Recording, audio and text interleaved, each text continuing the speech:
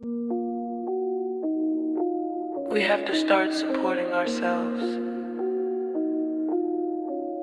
We have to add value to our content and our voices. Hey, hey, haters gone, hate supporters done it. Haters gone, hate supporters done it. Support me your own, don't support one of them clones. I'm really one of them ones, I'm really in my they done. Cash app, $sign on box rhyme. Haters gone, hate supporters done it. Haters gone, hate supporters done it. Support me your own, don't support one of them clones. I'm really one of them ones, I'm really in my they done. Cash app, $sign on box rhyme. I'm really real one of them. I'm really him, I'm really out here standing on 10. Like and subscribe, thumbs up the video. I'm really real one of them. I'm really him, I'm really out here standing on 10. Like and subscribe, thumbs up the video. Haters gone, hate supporters done it. Haters gone, hate supporters done it. Support me your own, don't support one of them clones. I'm really one of them ones, I'm really in my they done. Cash app, $sign on box rhyme. Haters gone, hate supporters done it. Haters gone, hate supporters done it. Support me your own, don't support one of them clones. I'm really one of them ones, I'm really in my they done. Cash app, $sign on box rhyme. I'm really real one of them. I'm really him, I'm really out here standing on 10. Like and subscribe, thumbs up the video. I'm really real one of them. I'm really him, I'm really out here standing on 10. Like and subscribe, thumbs up the video. Haters gone, hate supporters done it. Haters gone, hate supporters done it. Support me your own, don't support one of them clones. I'm really one of them ones, I'm really him, but they dumb. Cash app, $sign on box rhyme. Haters gone, hate supporters done it. Haters gone, hate supporters done it. Support me your own, don't support one of them clones. I'm really one of them ones, I'm really him, but they dumb. Cash app, $sign on box rhyme. Please don't hate on it. Please support on it, on it. I'm really one of them ones, I'm really him, are they dumb? Cash app, $sign on box rhyme. Cash app, $sign on box rhyme. Cash app, $sign on box rhyme.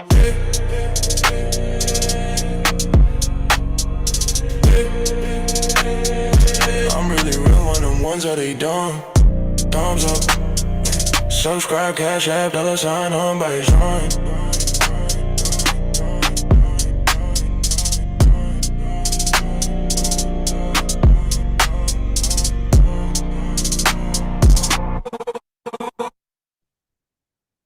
Family, that song is fire. I ain't gonna lie. That's up there with the FBA national anthem.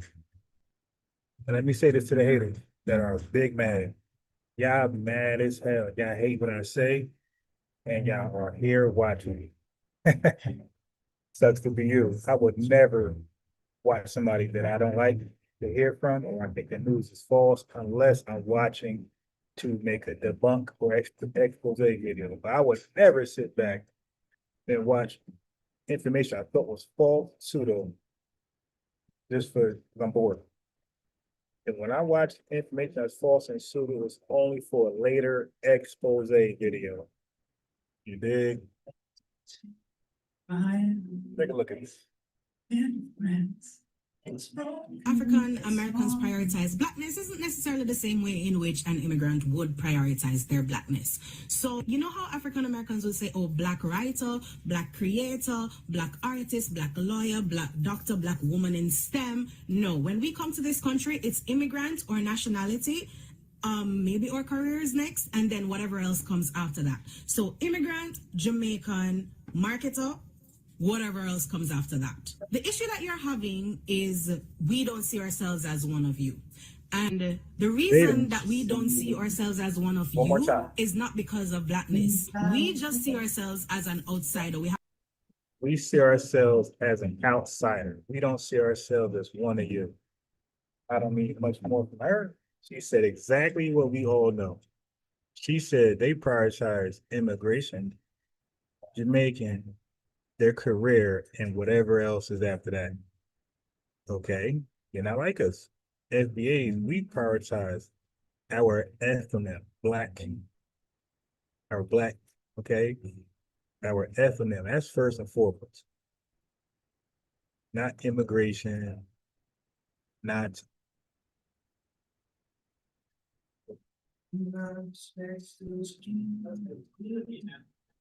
immigration, not the other thing that we don't prioritize those.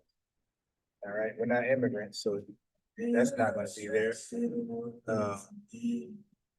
But their nationality, they do second, which is Jamaican, and that's their ethnonym, right? That's what they call themselves. Cool, but where's black? Where's African? I didn't hear her say black or African. So miss me with all that African and black talk, right? Not doing that.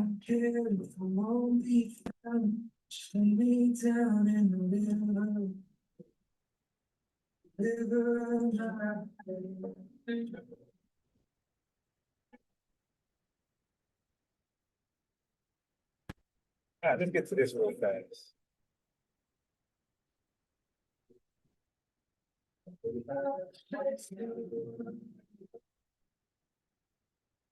Red coat motherfuckers. I wanted to create a space for us to really fellowship and turn up and have a good time for 2 minutes. And how long is the song? 2 minutes and how many seconds? However many seconds it is. I wanted to create a space for us to turn up and have a good time. And what I understand across the diaspora is that we have these shared experiences across the diaspora. Okay. I'm gonna cut in and out. Listen, y'all notice anytime we start talking about our lineage and our culture, we almost got to be apologetic to everybody else. Y'all notice that? Yes, we've noticed that. Definitely over here, Big Brother Tyree. Yeah, we gotta apologize. Like they calling in here, like debating us over a bunch of just rabbit hole stuff, and we like, wait. Let's bring it back to the top, man. What are you? Why are you okay with us identifying ourselves and delineating? If not, we don't care. But let's start there and work it down to where you are at now. Like even Revenue called in last night when I was leaving to talk about something. So he admitted that he lost the debate, which we always know he loses every debate with me, like most people do. So he conceded, but then he wanted to argue some nuances. Like, wait. How we get way down here, man? Let's get out of this rabbit hole that turns left, right, up, down, ABA, select, start. What's that? Contra code. Let's get out of this rabbit hole. Up, down, left, right, BA, select, start. All right. If y'all ain't have a Nintendo and play Contra, you can't relate to that. But the rabbit hole code is up, down, left, right, BA, select, start. Let's get out of that. Let's get back to the surface, to the origin of the discussion. What got y'all all so butthurt? Reparation, delineation, and self-identification. Dang, all these Cation and Asian up in them. Now, listen, y'all notice anytime we start talking about our lineage and our culture, we almost got to be apologetic to everybody else. Y'all notice that? Whenever we talk about foundational Black American culture, Native Black American culture, freedmen culture, we almost have to apologize to everybody. Well, we in it for everybody, we all share the same. All right, we don't have to apologize. That's almost apologizing. We have to share the experiences. No, we have a unique experience. And it's okay to pop our collar to that. Nobody does this stuff with their lineage. When they're talking about Jamaican culture, it's right. What about the Irish, the fighting Irish? When they speak about their ability to fight resistance, like nobody sits there and say, nobody, definitely not European descent, smothers their unique experience as fighters. Nobody does that. Or the Russians tough and stand tall and fierceness. Nobody sits behind that saying, definitely not Europeans. Well, you guys are not tough and you guys don't resist. Like, so it's weirdness. And then the world doesn't definitely come behind them and, minimize their experiences, right? Their historical experiences. And that just shows you the glow, man. It goes back to the glow. And I'm gonna keep that word, maybe make an acronym out of it. I don't know. But the glow, I'm gonna keep that, family. There's a lot of things I say over here as unique, innovative, creative, and we're gonna roll with it. And I got something else for you. I'm gonna feature because I don't like saying black as a race where it includes all people of African descent. I don't like that because that's watering down our unique, the power of black that represents our unique ethnogenesis, right? So I don't want them to, because we don't use it as a race, but I don't want people of African descent using black as their race. No, we got a different term for you, and I'm gonna introduce it today, family. Okay, so they're not gonna sneak in the back door with black as a race. Nope, not a race, not an ethnonym. You out of there. It's Jamaican damn culture. When they talk about Haitian culture, they want to talk about what they got going on.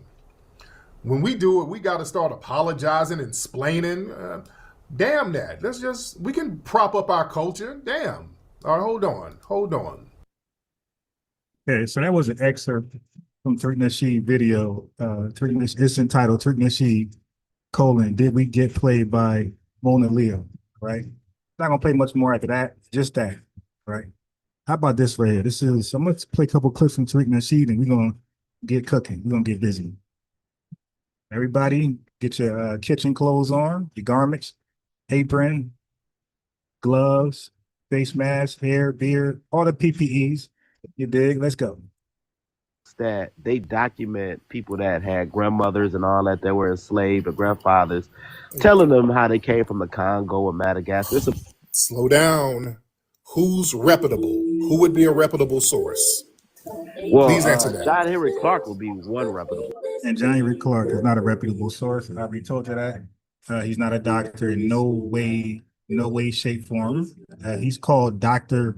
John Henry Clark, but the doctor is like a nickname. But he has no doctor degree, no formal education like that. So if he's doctor, so he can't be doctor. So maybe because he wore Dockers, when he went out to give lectures, he wore Docker pants. So he's Dockers John Henry Clark, but he's not doctor. Like there's no doctor degree. But he's not a thorough, reputable scholar like that. He pick and chooses, cherry pick, confirmation bias, and he's a Pan-Africanist. So like who can trust any Pan-Africanist scholar? They all, to a certain degree, have to lie. And Dockers, John Henry Clark, was on record. I got him on record admitting that he lied in a lot of his work. Okay, so he's not a reputable source, only for Pan-Africanists. That's why they hold up all these self-published Pan-Africanist books that are not peer-reviewed and not taken serious like that in academia. People that had grandmothers and all that were enslaved or grandfathers, telling them how they came from the Congo or Madagascar. Slow down. Who's reputable? Who would be a reputable source? Well, please answer that. John Henry Clark will be one reputable source. There you go. And John Henry Clark said in one of his speeches when Columbus was coming over here, he ran into black people who were on their way back to Africa. That's what John Henry Clark said. He said black people were already over here, sir. Henry Clark said that. So I debunked that. I have the. So wait a minute. What you mean you debunked that? You just say he's a reputable source. So if he's reputable, he said that, then that's it, right? We're supposed to move on. Again, how can this is called confirmation bias. They cherry pick what Malcolm X says. They cherry pick what Muhammad Ali says, Dr. King says, and now Dockers, John Henry Clark. He's cherry picking. He said one thing, he agrees with it. He says the other thing, oh, I debunked that. You debunked your reputable source? So are you a reputable source? What? What John Henry Clark said.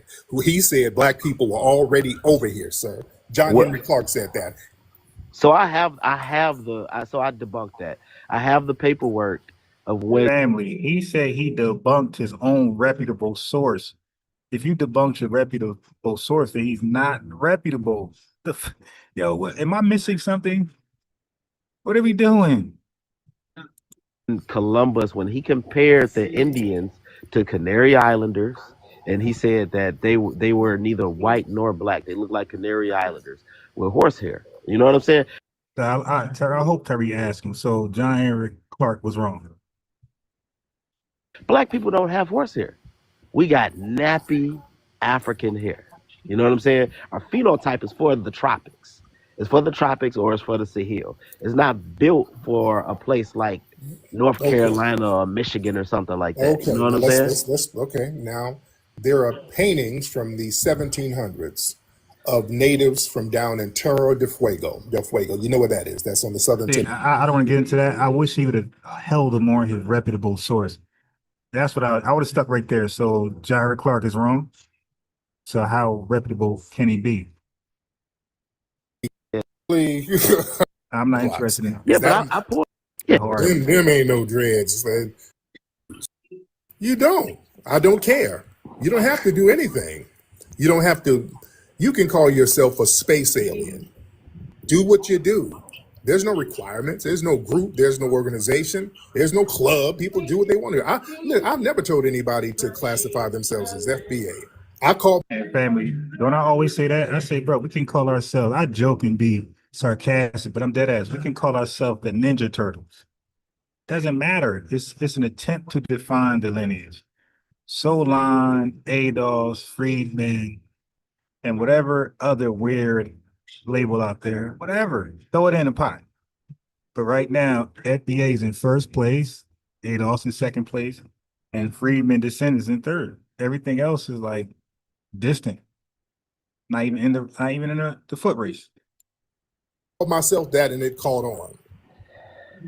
Right, I remember. I watched your show when you were breaking away from Yvette Carnell and Tone Talks, and kind of doing your own thing. See, I was a big follower of you, Tyreek. You know, I was a big follower. And hold on with break. I was never in that the lead.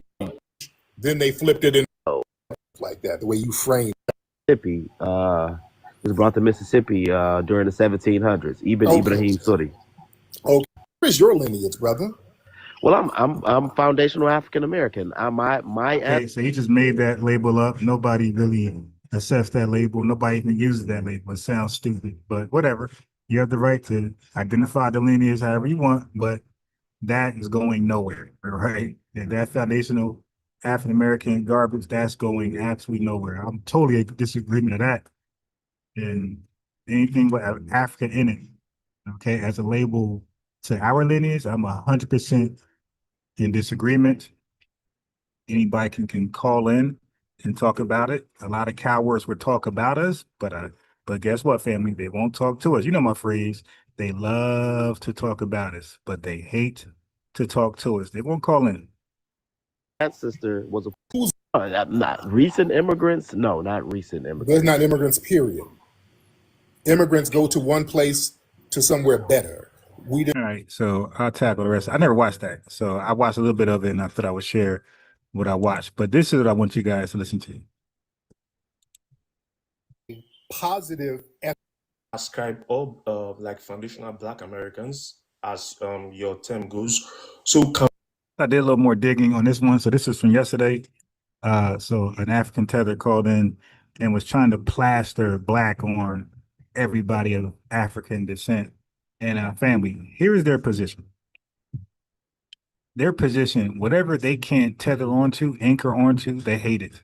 So they can't anchor onto the word foundational. So they just hate that word. Oh my God. The F, it's the, so, oh my God, FBA, that word is so terrible. We just added one more word. It's aren't we Black Americans? Yes. Are we foundational? Yes. So you hate foundational Black, when I put it all together, you hate it? Yeah, so whatever they can't anchor on to family, they hate. So they hate foundational because it eliminates them right out the back. Now they hate for Black.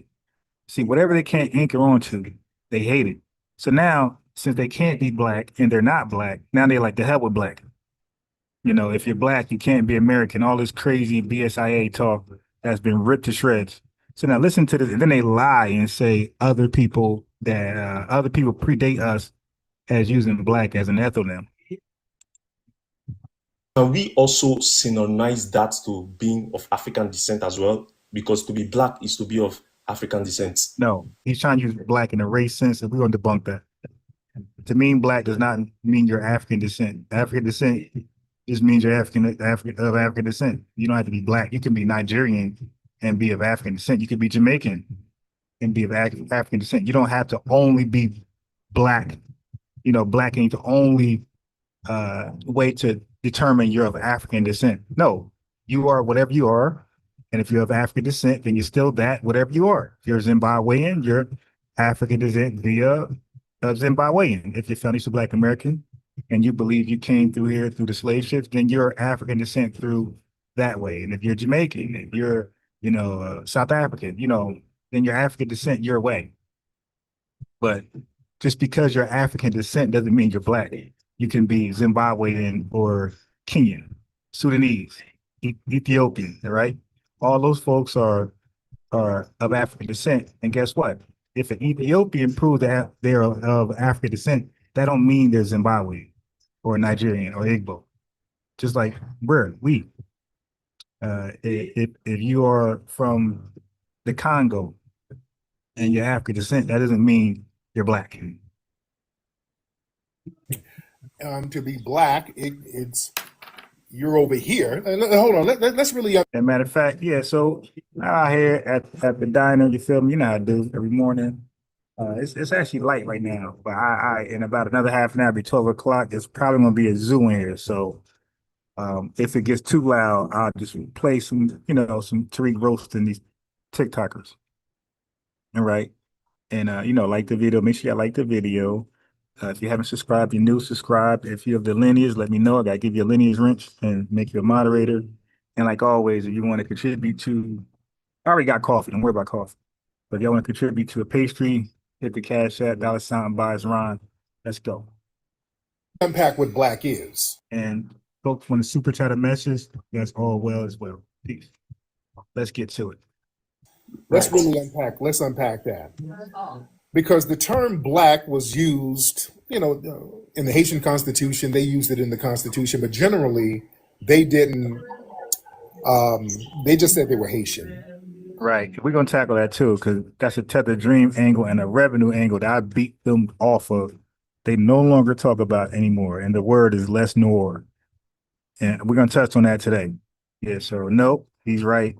Nope, sorry. They didn't use that as an ethnonym. It was an exonym. The term black as a positive ethnic identifier that was celebrated, that started with us during the Harlem Renaissance. I fact checked that. That was an interesting angle. I never heard that before. So I fact checked that. So I see where he's going. And so some of that is the beginning. So I think Tariq Nasheed he didn't choose the right words right there. I would say that was the beginning of us championing black as an ethnonym. Okay, so we didn't really call us, when he said that, I'm like, I don't recall us saying that we were black during the Harlem Renaissance, but I like the way, he didn't really put it together just now, but I researched like his stance on that, and he did before, so I'm gonna show you how it links up, but on the surface, it's not all the way accurate. But if you heard him break it down like thoroughly, it'll make sense. Okay. Africans weren't celebrating the term black. Okay. Africans never celebrated the term black until we did it. So when we talk, and a lot of people make this argument, and I think it's a very valid argument. Hold on, brother. I hear fireflies, brother. Them fireflies in the background are killing me. With respect, Obi. But the term black didn't become a positive racial and ethnic identifier until foundational Black Americans made it that. And we did that in the Harlem Renaissance. Right around the Harlem Renaissance and after, that's when blackness became a global ethnic identifier that everybody embraced. So if we're going to talk about what black really means, technically, it really means foundational Black American upholding and embracing the beauty and the culture of Blackness that should be celebrated. So it That's right. really became popularized with us. Now, the white So, like I said, the Harlem Renaissance, we could call it the birth of it. Yes. supremacists, well, the white supremacists, in some of their dictionaries, they just meant a person of African descent. But again, there were Black Aboriginal people over here. And again, everybody has some kind of African descent if we're going to go Right. So and he used black as a race, as a descriptor, adjective, not proper noun, capital B. that route. But again, there were Black Aboriginals over here who were reclassified as Negro, and then they just blended in. You understand? So now he's going to do the next guy, the guy who's going to talk to Tether. He's going to do what Tethers do. He's going to not speak to nothing he said and just go somewhere else, a revenue move, and just say something that's not true. Listen. Yeah, I see where you're coming from, but just wanted to also clarify, right? But when in West Africa, I'm sure you should have heard of Negro land, and also referred to as Bilad al Sudan, which was the land of the blacks. Okay, so Balad Al Sudan, I broke that down yesterday. That means the land of the blacks. Yeah, color-wise, descriptor, adjective, not proper noun. And it was an exonym. It was Balad Al Sudan. That's Arabic. That means people from Arabia called Africans that. That means somebody else called you something you didn't call yourself. So that's not an ethnonym. That's an exonym. Okay, ethnonym is when you call yourself that, and it becomes the identifier how everybody see you, or at least the way you want to be called yourself. So he just debunked himself. Balad Al Sudan is an Arabic word that was put on Africans who didn't speak Arabic. They spoke the African dialect. So that's exactly what an exonym is. So he just cooked himself and didn't even know it that fast. All right. So you know what? Which one I didn't do? Okay, so let him finish, and then I'm gonna chime in. So it's land of the blacks has already been used in West Africa at the time in And also communication. Kemet too. Kemet Right, was that's what I'm saying. So black has already been used in the continent before it was also used here in the Americas. So black has always been used in the continent even before it was used in the Americas. So I would say that it's not wrong to synonymize black as people of African descent as well. Now, I've heard that. Here's the problem. Here's the thing. For years, foundational Black Americans, we've had to deal with, because we've always said, okay, all of us black, everybody black. We're going to embrace everybody black, no matter where you are. And what we started to see years ago, decades ago, immigrants would come over here who were jet black, and when we refer to them as black, they would almost get offended. These people would tell us, hey, I'm not black, I'm Nigerian. I'm not black, I'm Sudanese. I've heard people say, I'm not black, I'm Haitian. I'm not black, I'm Nigerian. I'm not black, I'm Jamaican. So why did so many people go that route with it? Yeah, I see where you're coming from though, because being the fact, because in Nigeria, we know we are all black in Nigeria and West Africa. So when we live outside the confines of Africa and when we come to the Americas, then we can identify with the global term black, which is used to describe all people of African descent. So when someone like me, I go by my ethnicity, which is me being Igbo. However, here in the Americas, I identify as a black man being of African descent. See that, family? He just said his ethnicity is Igbo. So that's when you say, okay, hold on, sir, start right there. Exactly. It's not black, right? See, our ethnicity is black. So however you call yourself black, that's fine with me, but it's not the same way that foundational Black Americans use the word black. I don't know how hard that is to express to people. He just said his ethnicity is Igbo, but he calls himself black to represent his African ancestry, right? And I'm like, fine. But that's not why we call ourselves black. We call ourselves black because black is the name of our ethnicity, just like you are Igbo. You see, so you're Igbo, I'm black. I'm black, you're Igbo. Nice to meet you. But you're not like us, where we're not black alike. You just said it. from the continent of Africa. So when we live outside the confines of Africa and when we come to the Americas, then we can identify with the global term black, which is used to describe all people of African descent. So when Second.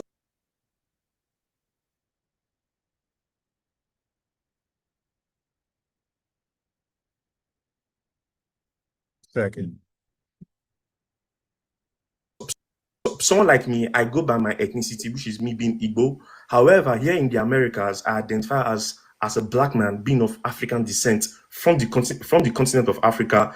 Right. That's called cosplaying, sir. That's called cosplaying. Be who you are in your homeland here. Don't switch up. We call that switching up. Okay, we don't switch up. Okay, we're black in America, our homeland, and when you go to Jamaica, the West Indies, or Africa, we're black there too. Like we don't switch up because we're around different people with that has African descent. We're still black wherever we go. And we know you're still Igbo wherever you go. You're cosplaying, you're anchor on, you're being a tether. Specifically from Nigeria of Igbo descent, so which is what I identify as. So I believe like what in W.E.B. Du Bois and Malcolm X championed, they championed Pan-Africanism, which was to unite people of all African descent, home and abroad, to fight against the common enemy and come with a united front, which was what all your ancestors, which we refer to as foundational Black Americans or African Americans, which I would say went by. They all stood for Pan-Africanism to unite all of us as a people. And like what Kwame Nkrumah said when he attended an HBCU, when he saw the plight of the African Americans at the time, he was also inspired to go back to his country, to liberate his country from the colonialism in his country at the time. And he worked closely with well. All right, so family, at this point, whatever he says going forward, it just tether babble. So I'm not gonna play any more of that. So let me play more of this right here while I get my notes together. And I was waiting on Revenue to call in because I really didn't want to get started until Revenue called in. But it looks like, I don't know what's going on with this guy. He calls in when I'm logging off, and I'm freshly live. And I emailed him too. So I'm live, dude. Pull up. Because he called in last night like he had something on me. All right, dude, call in. Didn't do anything remotely close to immigration. That's pretty much black people though, Tariq Nasheed. You don't live in Compton. You don't live in Detroit. You live in the suburbs, right? You're going I around lived in Europeans. Compton. I what? You're going around. You're in European neighborhoods, or What's the European? because the resources are there. What's the European neighborhood? So where you live at, right? So it was a Mexican guy that back in the day. He's like, Tariq Nasheed don't live in the hood. He lives in the suburbs, right? And that's true. The black people, whether it's Why are you changing the York, subject? You going on something else. You're changing the subject. Why is that? Now the real truth is coming out. Why you're pocket watching like a non-FBA? That's no, called no, no. pocket I'm watching. not You're pocket. pocket I'm watching. saying Yeah, we yeah. How old are you? move. Wait, bro. How old are you? Why? I'm in my 40s. You way too old to be on some jealous pocket watch. This is I'm low not key. pocket watching, That's Tariq. talking about I live in. Most of the people live around me are black celebrities. DJ Quick lives around the corner. Cedric Entertainer lives around the corner. Exhibit lives around the corner from me. He has a cannabis shop like right around the corner. So yeah, we there's a lot of black. The black people who live out here just happen to be black entertainers, celebrities. Omarion lives not too far from me. Lazy Bone lives down the You street from said me. Kevin Hart. Yeah, he don't live too far from me. A lot Yeah, I of told you I was a fan. I was a fan. a I lot watched. of black celebrities live around here. So all that they all live around Europeans. Stop that. Half the people on my street are actually black. We just live in a wealthy neighborhood. Yeah, but this So is yeah, what happened when you say why are people so-called fleeing their homeland? Black people are fleeing Detroit. Black people are fleeing Chicago, not right? They're really. moving No, where the resources are there's at. so many black people in Chicago and Detroit. What are you talking about? Black people are they're full of black people in Detroit. There's black people all over Chicago. They're not fleeing Chicago, not fleeing Detroit. We're not fleeing here. Nobody It's fleeing, living in a city that we pay taxes in. I can live anywhere else in it. As much taxes as I pay, I'm gonna live anywhere I want to live. I pay taxes. This is my homeland. This city, Los Angeles, it got popping because of black people. One of the richest people in this state was a foundational black American woman named Biddy Mason, who was one of the founding grandmothers of Los Angeles. Yeah, I know This about is Benny Mason. yeah, I yeah, learned about Benny Mason from you. yeah. Benny And well, we Mason have the family. Hidden History Museum. That was a Now, I definitely I heard the name from him, but when I researched her, it was from a different reason. But I was like, wait a minute, that's the lady Tarina she was talking about. Like, cause I would hear him say her name, but I never knew what she was about. Her claim, why her name is mentioned. But she was a millionaire real estate woman in California. Matter of fact, she had won her case of freedom before, I think 1 year before Dred Scott. So her and Dred Scott was a similar situation. They both were introduced to a free state by their slave masters, right? And they both sued for freedom. Biddy Mason won her case, Dred Scott didn't. And we fought for uh, U.S. citizenship, 1848, 14th Amendment, because of the Dred Scott situation. So that actually backfired on white supremacy. wealthy black neighborhood in the 1920s, 30s, and 40s, and they put the damn freeway over it and All uprooted right, so a tether's coming to sit near me, but I'm still going in. Nah, I'm still going. You're gonna just hear some good information. It won't discourage me. the community, which is what they're doing to Crenshaw now. So yeah, don't all that fleeing talk. No, this is our city, our country. We can live everywhere. But somebody is an immigrant in your family, sir. Who's an immigrant? No, nobody's an immigrant. My Somebody folks are immigrated, from sir. so I'm, Somebody immigrated. my folks are from Georgia, Alabama, I Louisiana. don't know, sir. You know, It sounds so like so there's an immigrant. It sounds like so somebody you got an immigrant. You come from an immigrant background, sir. Somebody is an Tyreek, immigrant. majority of us in Detroit got a lot of Alabama I know this. ancestors. I know this. I know this. But yeah, why are you so against your own lineage? That's what I'm trying to say. Why are you Well, against your own because lineage? I'm against going against what the elders put together with Pan-Africanism. Right, elders have been unalive. Elders didn't They've do been no pan. infiltrated.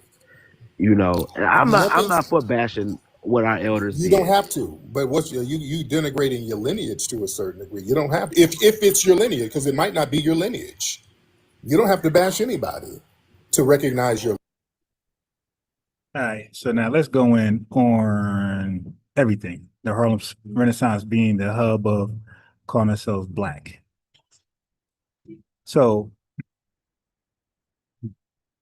um, capital B, Black in the U.S. Right? We got the only Black people. I say that.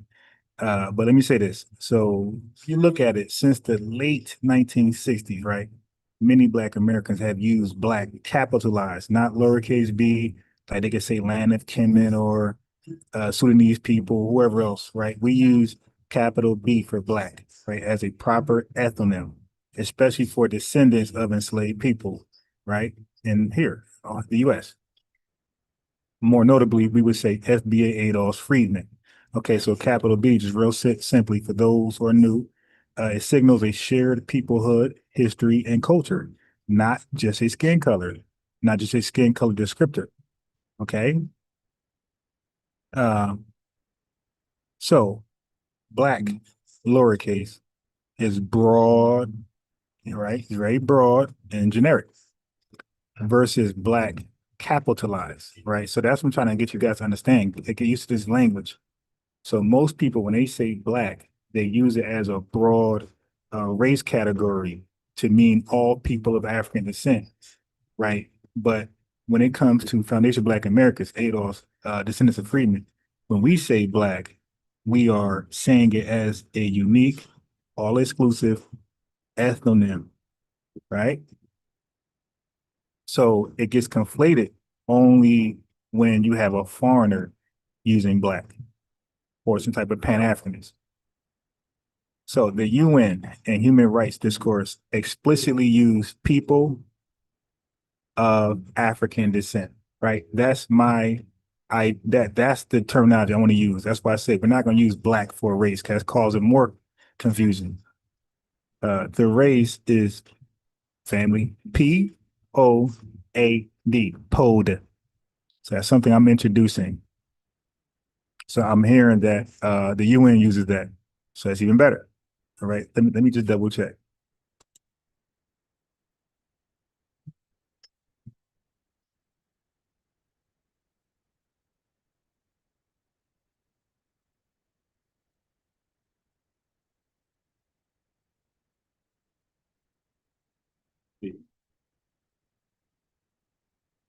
No. All right. POAD, people of African descent. That is the race. If there's going to be a race, race is a social construct made up by white men, but there's going to be a race for people of African descent. It's going to be POAD, POAD, people of African descent. Real simple. It's not going to be black. We're not going to conflate black with that and then confuse blackness. Nope. Black is unique. It's exclusive. That's it. And it's for people of U.S. Lineage. That's it. Everybody else who's African descent with us. So that means that if we're going to have a race family, it's going to be POAD, POAD, people of African descent.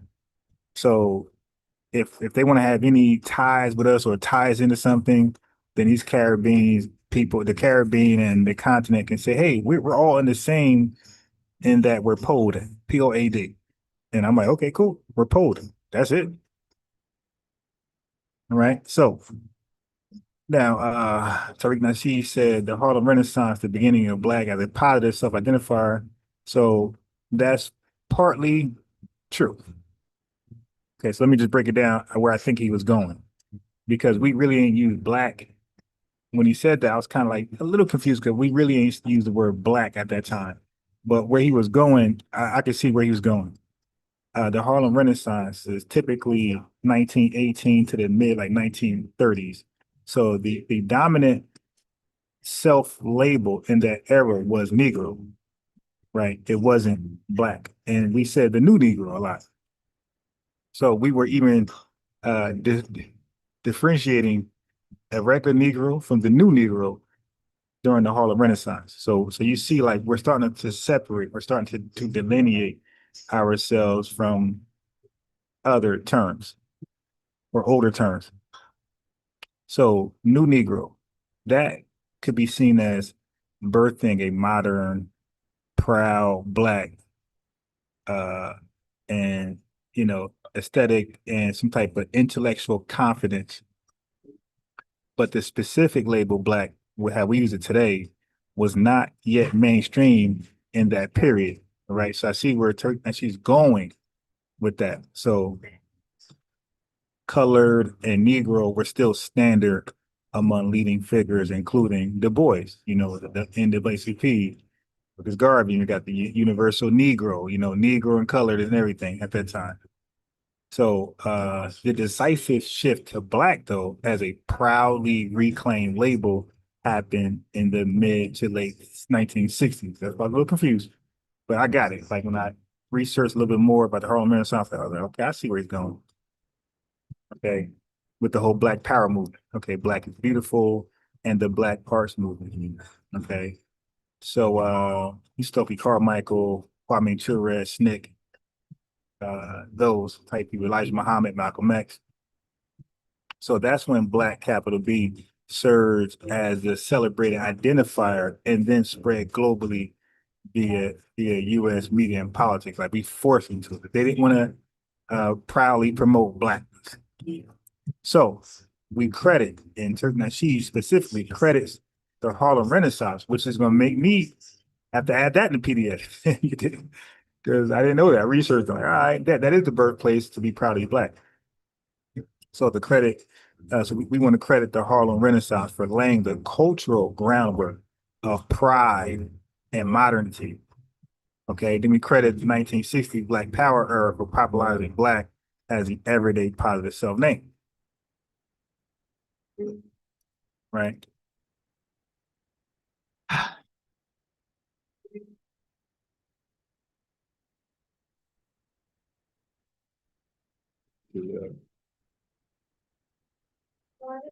So U.S. movements massively, we massively amplified and globalized the prestige of Black capital B in the 1960s. All right. But the positive political use of Black, okay, Harlem Renaissance and things like that. Okay, now our ethnonym is Black. Okay, capital B. In the U.S. sense, and in Africa, some people is Yoruba, and you got the Aboriginal Australians. They're called the Aboriginals. That's their ethnonym. And notice it's called the Aboriginal Australians. So that debunks this right here. Now listen to this weirdo. Who descend from American chattel slaves. But again, many of us don't want to be American. You want to be black. Okay, then you're not American. If you say your ethnicity is black, whether black American, straight up black, foundational black, it doesn't matter. When you say you are black, you are saying you are not American. You're black. You become nationless. You're worse than an immigrant because immigrants have a nation. Irish Americans, they have Ireland. Scottish American, they got Scotland. German America, they got Germany. Jamaican America, they got Jamaica. Haitian America, they got Haiti. Black American, you got nothing. There's no nation on earth called black. You become nationless. You're worse than an immigrant because immigrants have a nation. You don't even have a nation. Okay, so now let's follow his logic. He said the fact that we're black, we're nationless, we're homeless because there's no nation called black. That's his logic. So if there's no nation called after what you call yourself, then you're nationless and you're homeless and you're a nothing burger. That's his logic. Right? So either way, you're a nobody because there's no nation called black. How many more? Nobody, Okay, so now is there a nation? Is there a nation called the Aboriginals? No, there isn't. So are they nobodies? No, they belong to whatever tribe they belong to. All right, see, family, that fast. All right, so you see how easy. See, these guys are easy work. So now let's get to what he's.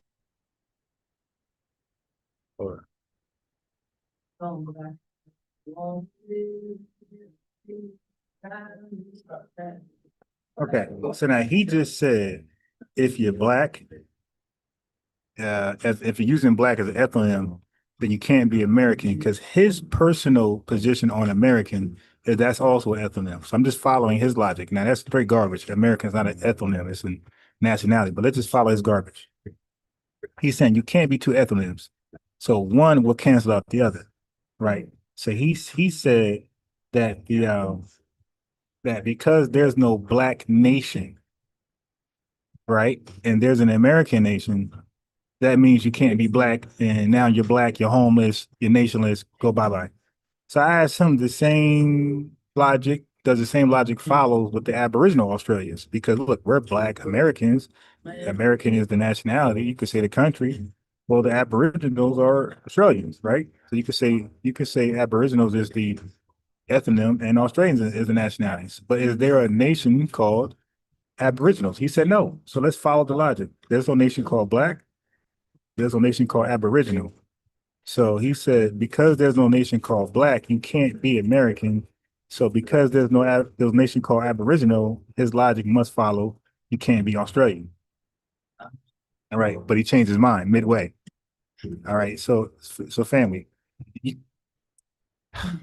your hate is not well thought out. It falls on his head every time. I get you. I just wing it. Like he has a well-versed, well, not well-versed, but I guess you could say well-versed, put together doctrine, and he's challenging me on the fly with it. And that fast, I picked it apart. I'm just following his logic. Well, then, damn, Aboriginals, they have no nation. They're nationless. Oh, no. That's why, family, I can't take these guys serious, man. That fast, he's out of here. Okay. Right. All right. So he doesn't understand ethonyms, exonyms, endonyms, and the new word I'm introducing, demonyms. Let's see. Okay. So, example, ethnonym is what black is, what Yoruba is, and what Aboriginal is, Aborigines, right? A demonym is the everyday label for people tied to a state place. So our everyday, hold on, charge laptop. So our everyday demonym in America as American citizens would be American. Okay. A person in France, a citizen of France, their everyday demonym would be French. And if you live in Nigeria, your everyday demonym would be Nigerian. You live in Germany, your everyday demonym would be German. But guess what, family? American, French, Nigerian, and German, they all have in common, they're all nicknames to the country, what the country legally called, the nationality. So in America, the actual name is the United States of America. Okay. In France, it's called the French Republic. You're not French. You're the French Republic. And in Nigeria, you're not Nigerian. You're the Federal Republic of Nigeria. Okay. But nobody used those long terms to call themselves. They use the demonyms in replace of that. It's shorter, it's cooler. So American, French, Nigerian, German. Our nationality, citizenship would be the United States of America. People of France would be French Republic. People of Nigeria would be Federal Republic of Nigeria. So we don't know that because we don't use those terms to call ourselves every day. We instead use the nickname, demonym, American. So when somebody point out, so all what happens is, family, somebody points out our ignorance and use that, a minor thing we do, and use that for a whole doctrine, which he did, and it cooked itself. So Black is our ethnonym, peoplehood, and American is our demonym, pointing to our nationality, the United States of America. Okay. So the U.S., I'll tell that later. Okay. So the people of African descent, something I want to introduce, POD. It's said to be already widely used in global policy context to avoid flattening many distinct ethnocultures into a single race term, right? So inside the US, when we need to specify, instead of saying POD, we want to delineate and specify, we're going to say Black American, foundational Black American, ADOS, but we say that to tie our lineage to US slavery, Jim Crow, Black Reconstruction, etc. Okay, but the diaspora, or the people, the diaspora, or the people of African descent, they're trying to use Black as a global, wider, all-inclusive term, which we cannot allow. Cannot do that because that's a slick way of backdooring.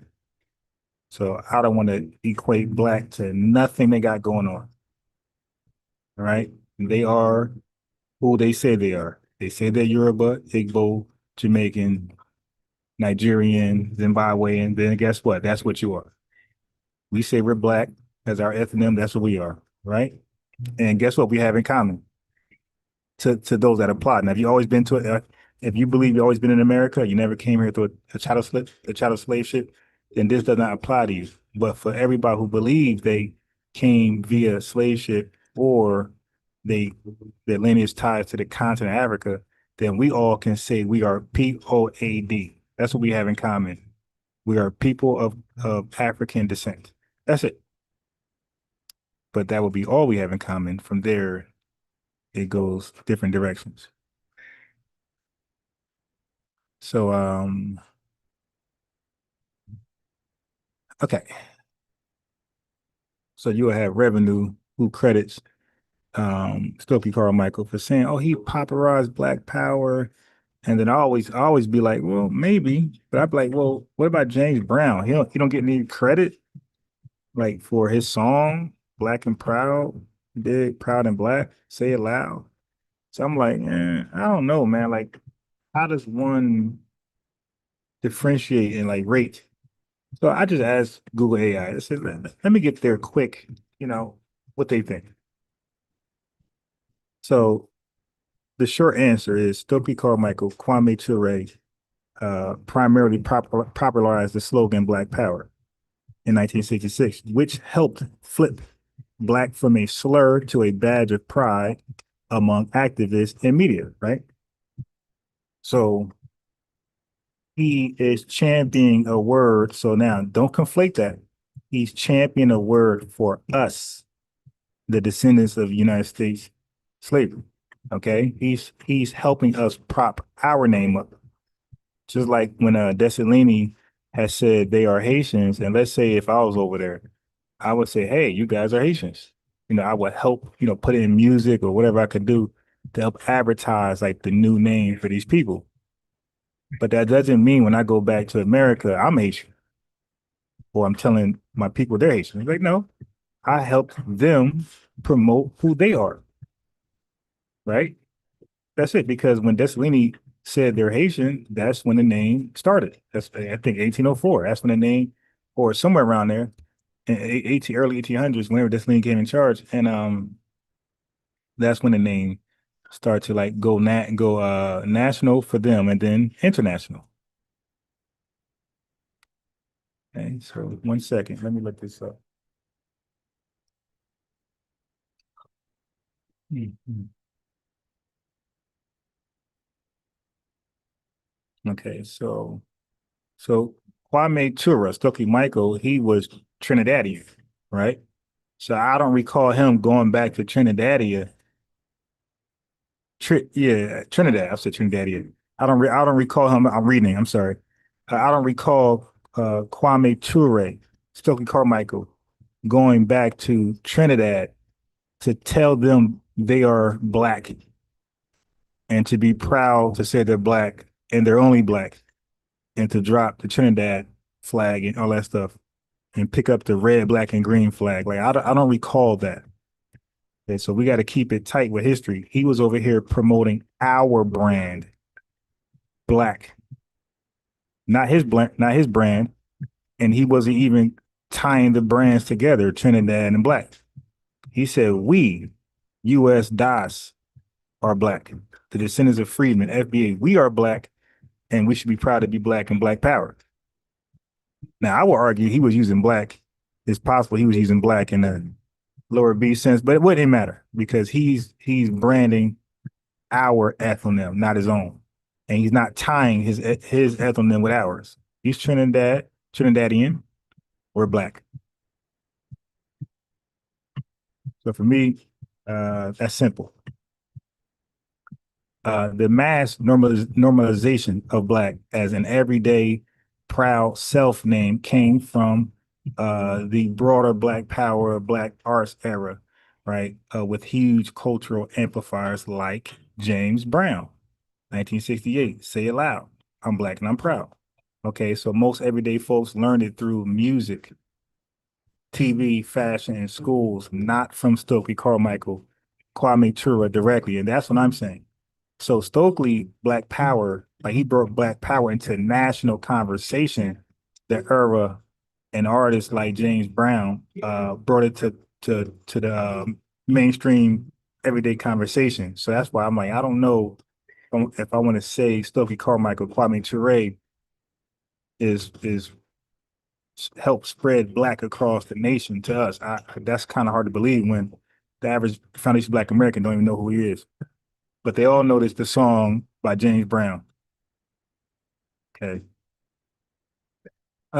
So black as a descriptor or what they trying to make it a race is a broad racial label on anyone of African descent, right? And that's why you have the Black Brit, Black Brazilian, Black French, all these people that want to call themselves that, but they are using it in a color sense, adjective and African descent, POAD, POD sense, people of African descent. We use it as an ethnonym, capital B, as a specific people with a distinct lineage, culture, and historical experience. Okay, so in the U.S., many of us, FBA ADOS, use black that way, not as a mere color term, like not saying you're a white Brit, I'm a black Brit. You're a white Brazilian, I'm a black Brazilian. You're a white French, I'm a black. No, that's how they use it as that. Not how we use it as that. Um, so again, we use it as a name for a people, a lineage that was forged by slavery, Jim Crow, Great Migration, and other shared cultural events, right? So that's why I believe my feelings are right about this, right? So plenty of people of African descent polled people of African descent, family, get used to that. Because I'm gonna definitely refer to other people who have African descent like us as polled, not black. Polled is the race. It won't be black. Black is just for us. So people of descent outside, people of African descent outside of the US use black like a nickname. And I was saying this yesterday. They use it as a nickname for solidarity or politics. But listen, hear this part. Hear everything I'm saying. Don't pick and choose. But their primary ethnonym is often national or ethno-linguistic. Like you'll say Jamaican, Haitian, Nigerian, or Yoruba, Igbo, Akan, Asante. You see, so they can toggle identities depending on the context. But in the U.S., because of the one drop history and the distinct lineage of the group, Black has often functioned as a stable ethnonym, right? So what I'm saying is those folks who are trying to backdoor Black and use it as a race. And oh no, it's a race. Shh, FBA, chill out. We're not saying we're black ethnonym like you. We're saying we're black like you as far as we're both African, we're both of African descent. I'm like, no, we're not even black like that. We're POAD like that. Okay, we're both people of African descent, but we're both not black in no way, shape, form. That's what I'm saying. So the Haitians, right? Jamaicans, Nigerians, Yoruba, Igbo, Akan, Asante, they can be black one day and then be back Asante, Akan, when it benefits them. So, like, let's say, we go to black crime rates, when, white supremacists start using black in a negative sense. Black welfare, black joblessness. Well, the Akan could say, hey, shit, I'm a Akan. Talk about the Akan joblessness. Talk about the Akan black crime rates. You see, so they can throw off the blackness and be their real ethnonym, Haitian, Nigerian, Yoruba. You feel me? So they could be black like us in their mind one day, and then the next day, I ain't black like you, like the lady said. Shit, I'm immigration first, Jamaican second, my career third, and anything else will be afterwards. So we can't throw away black like they could. So to them, family, black is a second name. It's a nickname. They are Igbo, Akan, Asante, and whatever else they want to be, Aboriginal in Australia, whatever they want to be. And then they could bring black to it and then detach from black. Family, we can't do that because black is not our nickname like they make it their nickname. And that's why I say we are repoing their black. Okay. We don't have our nickname. What's our nickname? Because black is our first name. Their first name is Akan, Asante, Zimbabwean, Haitian, Jamaican, whatever. Our first name is black. So we can never throw away black if we wanted to. The world know us as black. Adolf, Descendants of Freemen, Foundational Black Americans, FBA. So no, we are not black the same, and we're not black in no way, shape, form. Okay. So let's talk about Stokely Carmichael. So he coins and centers Black power. All right. Okay. So the phrase reframes Black as a power, pride, political self-determination.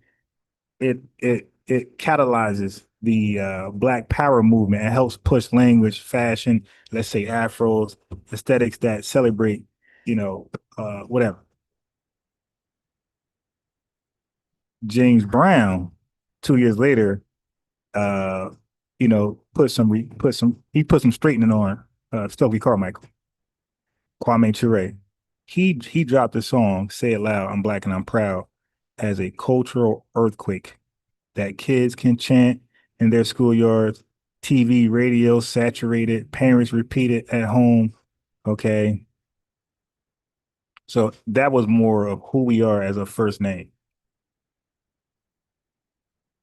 So if you want to credit Stokely Carmichael for his influence on Black, go ahead. But I would say he lit the match. He lit the match. but James Brown carried the flame, the torch, into every living room. So James Brown would be more influential in that sense than Stokely Carmichael. All right, let me do a quick lineage shout out to the family. Matter of fact, let me do one more thing on Stokely Carmichael. I could have sworn. Ah, my funny bone. Who is that funny bone twice? All right, let me see this. Okay, Stokely Carmichael. Speaking of him, didn't he leave and go to another country?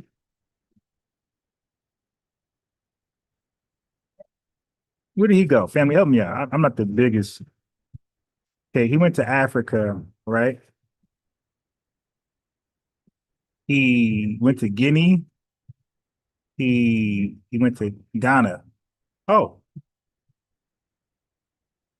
so he became a student of the exiled Ghanaian president Kwame Nkrumah. Okay, so that's my thing. So he went to Ghana. So if he went to Guinea, he went to Ghana, and my thing is, if he really believed he was black, why didn't he have them rename the country of Ghana and or Guinea or both to black? You see?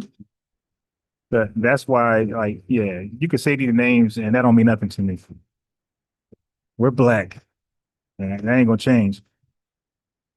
Let me give a shout out to Fresh Always super chat in the building, $1.99. We got Baker Boy 3. Why don't Baker Boy 3 have a wrench? You give Baker Boy 3 a wrench. So shout out to that's right, Ricardo Flott says, Ron. So shout out to you in the chat. He says we won, B1. So if y'all want to know what that means, that acronym, the WE1, that means we are one with the lineage. BE1 means B1 on code. B for B1 on code. So WE1 is a plural noun that just stands for we are one with the lineage. So we got WE1, then we got BE1. It's different from B1, just the letter B and one. You hear from Jason Black. We say BE1 here, and that's a verb, and that's just saying B1 on code. It's just reminding you to be one on code, and as we are one with the lineage. And don't be like this. Don't be a DOCC. Don't be a doc. Don't be a hey, what's up, doc? Don't be a domestic off code coon. Okay. Stay one with the lineage. So we got Alicia Hill, facts and precise. Oh, I'm going deeper. I'm going all the way in. We got Bruce says peace. Bruce W says peace and God power to all my copper colored peoples. Peace to you, family. Let me make you a moderator. Give you a lineage wrench. Miss Denise, fantastic Williams music. Stokely Carmichael was not feeling him back in that day. Yeah. Nah, I was never. He had his own agenda. Okay, and he was trying to push. When he says black, and look, I can even go this route, family. When he was saying black power, he was trying to be all inclusive. He was spreading that across, making it generic, making it for everybody. It wasn't like specific anymore. Yeah, he was trying to spread it thin. We got Don P914. Yeah, I do know BSIA was campaigning the Take Black Back slogan. That was retarded. And after he found out how crazy that was, pivoted to the more that really. Hey, yo, Don P914, if you can find any of those clips, put that in the chat, because you guys know I'm a thorough researcher. This is what I do.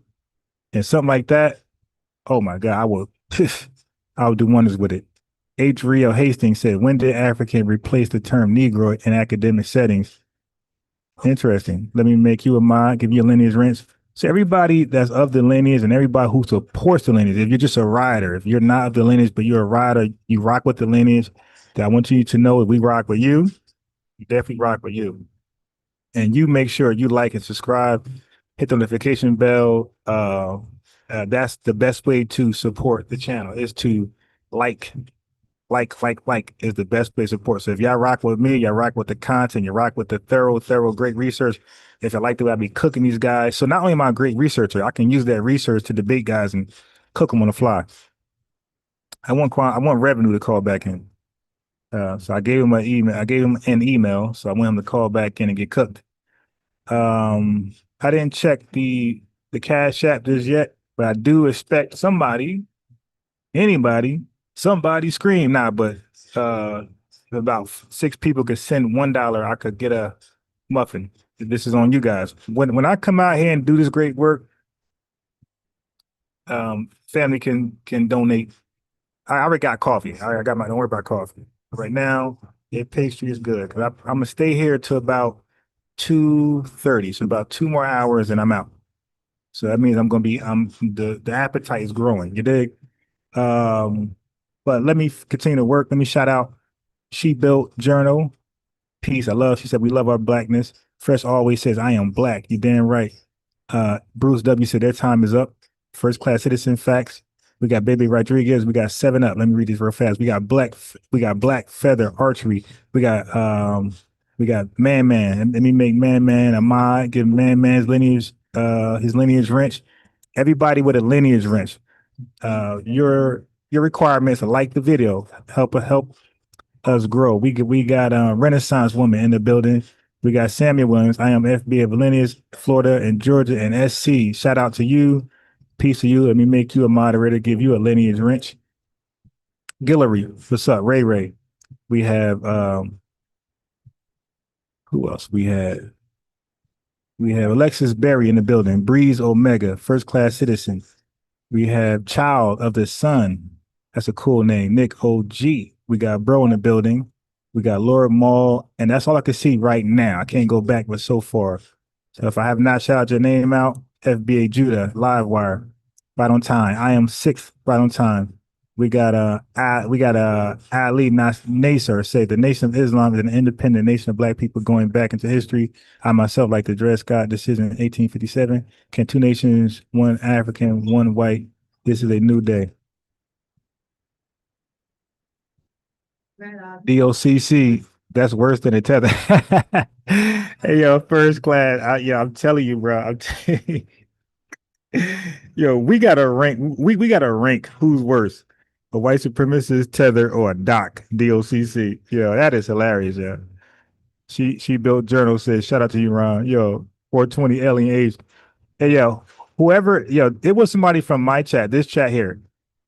Please, if you made up DOCC, because if you commented before, I missed it.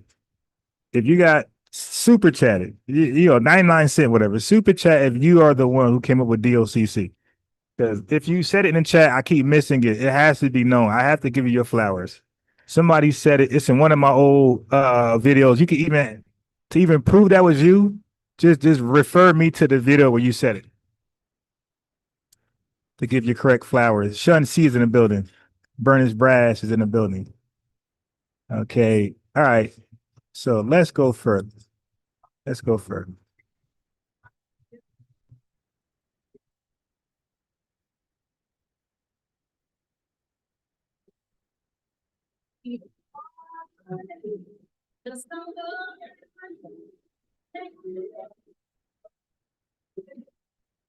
Okay. So the question is, are U.S. Black Americans unique in using black as an ethnonym, or did other people like the Haitians use black? Because I did Les Noir comes up. Matter of fact, let me go into that real fast about the Haitians. And because Tariq Nasheed mentioned the Haitians Constitution. They had black in there. So let's go ahead. So Haiti, 1805 Constitution. After independence, it says Haiti famously declared that all citizens were black, Noir, Noir, regardless of complexion, and explicitly political, unifying positive use of black more than a century before the Harlem Renaissance. Okay. Um,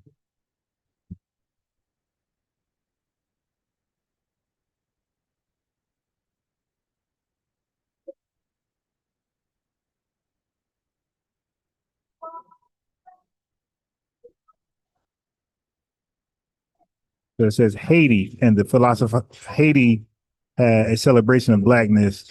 It got parallel roots. So I want to get more into that.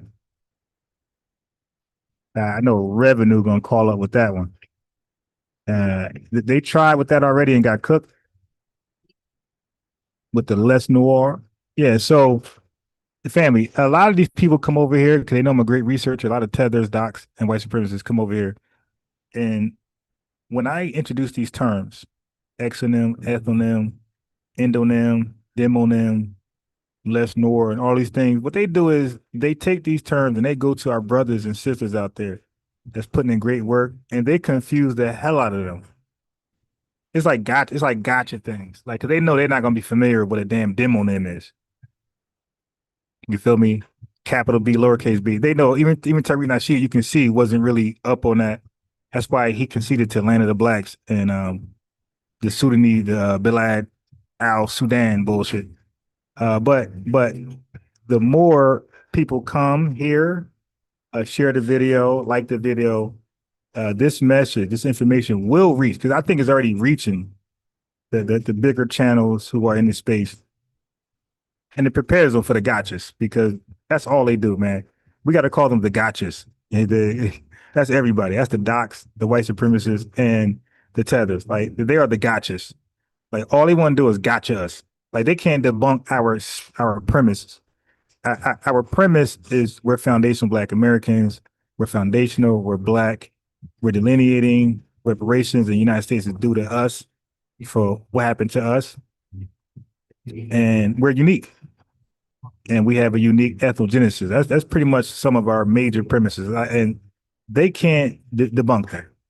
Now, any side arguments we have, like we're the only Black people, things like that I can hold up and verify, those are all side things. Anything else that we want to do, those are all side arguments. So a gotcha would try to argue some of the side arguments and then try to get a gotcha moment and think they repealed the declaration that we're Foundation Black America's ADOS and descendants of freedmen. It's like, and we're old reparations. All the side arguments do not repeal our declaration. Right? So let's get into some of that. Okay. Now, in the United States, FBA ADOS, okay, we use Black as an ethnonym with a capital B, and it's tied to a specific lineage and culture. Many also use, some people say African American, especially in formal context, right? And they point that to the same people, the same lineage. We understand that. We understand there's some docs out there that want to keep and hold fast to African American on purpose, just to slight us and go against us. Okay, the Caribbean. People often lead with national, Jamaican, Trinidadian, Haitian. Okay, Black is, so they lead with that. Okay, they say I'm Jamaican, Trinidadian, Haitian, and things like that. They don't say they're Black. Black is widely used, but mainly as a race solidarity shorthand. Okay, when they say they're Black, they're saying it as a descriptor or some fake African descent. Get us all together. Africa, people lead with national, Nigerian, Ghanaian, or Ghanaian. Okay, they lead with that. They lead with their national identity or their ethno-linguistic, which is the ethno-linguistic family is another term. Igbo, Yoruba, Akan, Asante.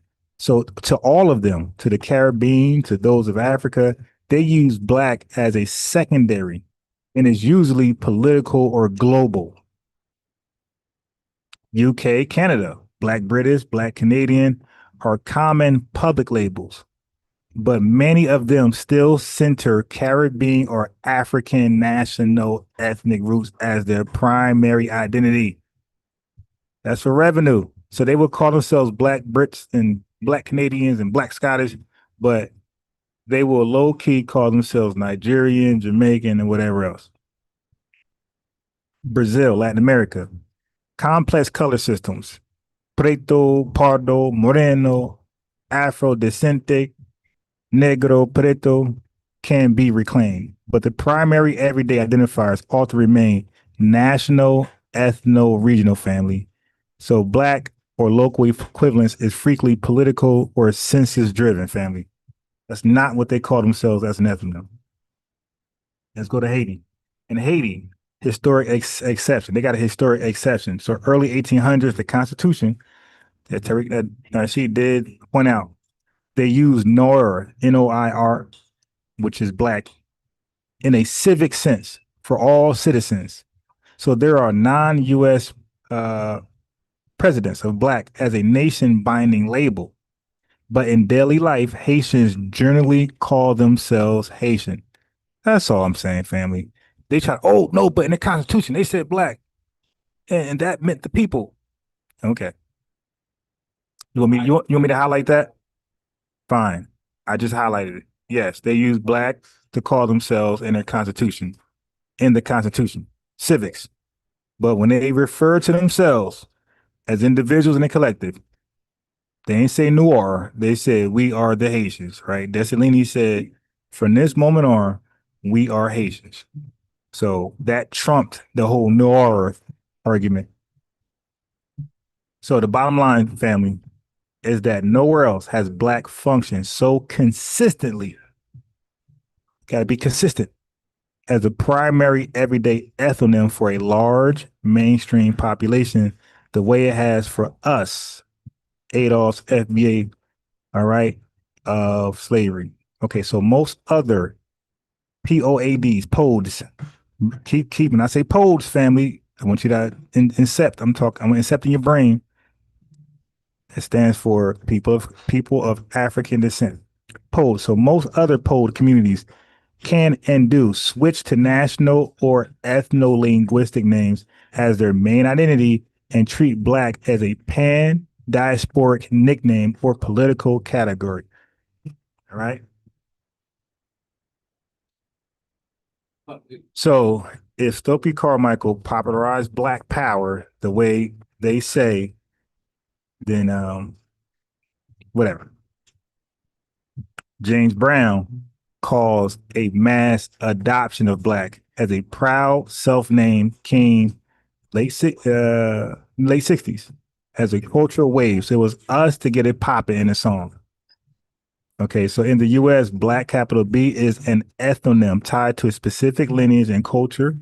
FBA News across the diaspora, black is often a nickname or umbrella used alongside primary identifiers, national or ethno-linguistic. So, U.S. Black Americans, family, some of us that believe we came from the slave ships, we will be polled. We will be people of African descent. Okay, but we're black. Okay, so we got African descent, right? Oh, you're African? Nope, I just got African descent. I'm not African. I also got German descent. We got Native American descent. I mean, whatever. So when we say Pold family, that's not the only descent we have. They're just saying that we share that together. I mean, shit, we can be some of us who got Italian or UK, British descent. We can say German. Let's go German. We can say we are people of German descent. POGD for the FBAs who got that European nation, or we can say we're people of Native American descent because we got that in us. That's in our 23andMe. So there's not, you're not saying a lot to say we have a common shit, blood or ancestry. We got common with other folks too. You're European, Latino, and whoever else that's in our 23andMe. So that's not saying much. Now, the African dude said Negro land, okay? That Tarina she was speaking to. He said, yeah, but Negro land, they had, that predated Black 1960, and that's also called Negritia. Okay. What was Negro land? Negro land, where'd he go? Where'd that tether go? I want him to say it again. Lineage. But hold on. I want him to say it again. Yeah. Catch us back up. Give me a second, family. I'm not looking at the chat just yet, but I will in 1 second. Where is clown shit?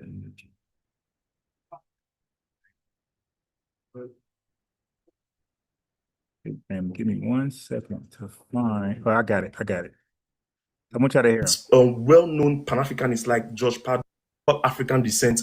We refer to them as black, they would almost get offended. I'm not black, I'm Sudanese. I've heard. So I want y'all to, I want to go there real fast.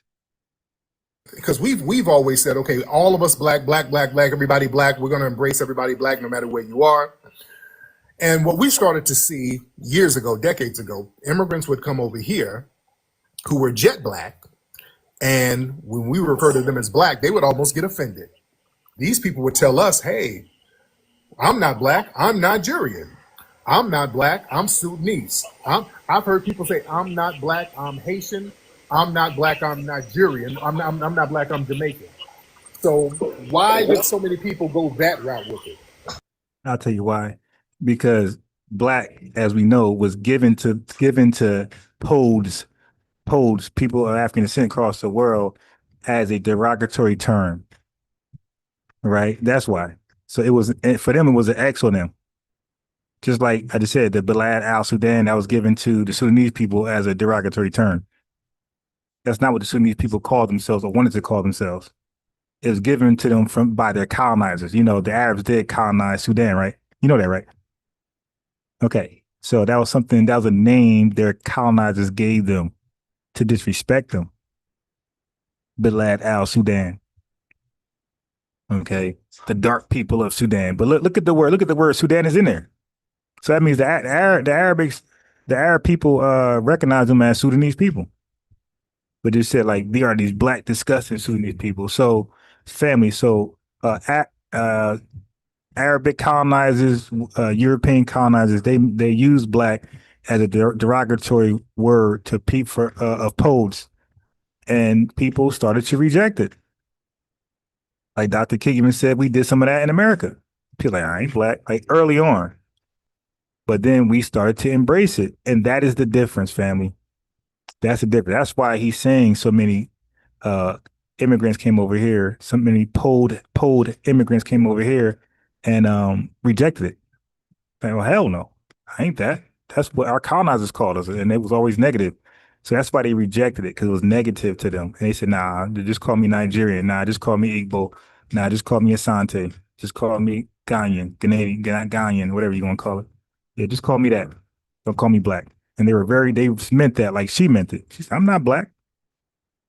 She said, I'm an immigrant first. I'm Jamaican second. In my career, a marketer. I'm more of a marketer than I am black. Okay, so that's why they rejected it. They seen it as a negative, derogatory term that did not define them. But we seen it the opposite way. Anyway, let him say what I want him to say. Yeah, I see where you're coming from, though, because being the fact, because in Nigeria, we know we're all black in Nigeria and West Africa. So when we leave outside, He said we're all black in Africa and Nigeria. Stop. But when did that happen? Like, stop, bro. You were just lying. the confines of Africa, and when we come to the Americas, then we can identify with the global term black, which is used to describe all people of African descent. So when someone like me, I go by my ethnicity, which is me being Igbo. However, Right, and our ethnicity is black. Good to meet you. You did good. We're black. You're Igbo. Leave it there. Good to meet you. here in the Americas, someone like me, I go by my ethnicity, which is me being Igbo. However, here in the Americas, I identify as a black man being of African descent from the continent of Africa, specifically from Nigeria, of Igbo descent. So, which is what I identify as. So, I believe, like what in W.E.B. Du Bois and Malcolm X championed, they championed Pan-Africanism, which was to unite. Wait. I want to go back to where he said this. They didn't. I believe is common knowledge. It's used to describe people of African descent. So I just want to ask you a question. When you ascribe all like foundational Black Americans, as your term goes, so being of African descent as well, because to be Black is to be of African descent. To be the term Black lies in the background. Right around that foundation and some of their who were Going to also clarify, right? But you know, when in West Africa, I'm sure you should have heard of Negro land, and also Okay, there you go, family. One more time. I want you to hear him. He said in West Africa, and he's gonna name drop Negro land. I want to cook on that. referred to as. I see where you're coming from, but just wanting to also clarify, right? But you know, when in West Africa, I'm sure you should have heard of Negro land, and also referred to as Bilad al Sudan, which was the land of the blacks. So it's land of the blacks. All right, so I recooked that. The land of blacks. I recooked that. Bilal Al Sudan was a name given to them by their colonizers, the conquerors. All right, so now let me destroy Negroland. Okay, so Negroland, guess what? It was a European cartographic label.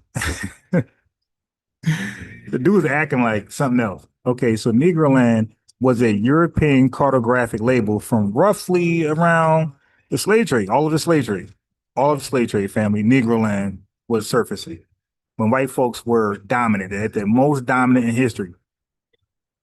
Okay, so now all of the transatlantic slave trade, they was circulating that name Negroland on all parts of West and Central Africa, right? The interior above the Gulf of Guinea. It's not South. Okay, so it wasn't what he said. Well, I think he did say West Africa. Okay, now Negroland, is that an exonym, descriptor, or is that an ethnonym like black? So the word derives from Latin, Portuguese, Spanish, Niger, Negro, outsider speech family, exonym. That means somebody called them that. They didn't call themselves Negroland, as you can imagine. So it grouped many peoples, Yoruba, Mandi, Songhai, Hausa, Akan, etc. It grouped many people under a color term Europeans use for others. On the ground, these people call themselves by their own names. So they already had names. They're Yoruba, Songhai, Hausa, Akan. They already had their mandate. They already had their own names. So none of these people call themselves or call anything Negroland themselves. Never. Negroland is a classic exonymic geography. Okay, it's not evidence of African self-naming as black. Okay, now let's talk about Kemet, what they say, land of the blacks.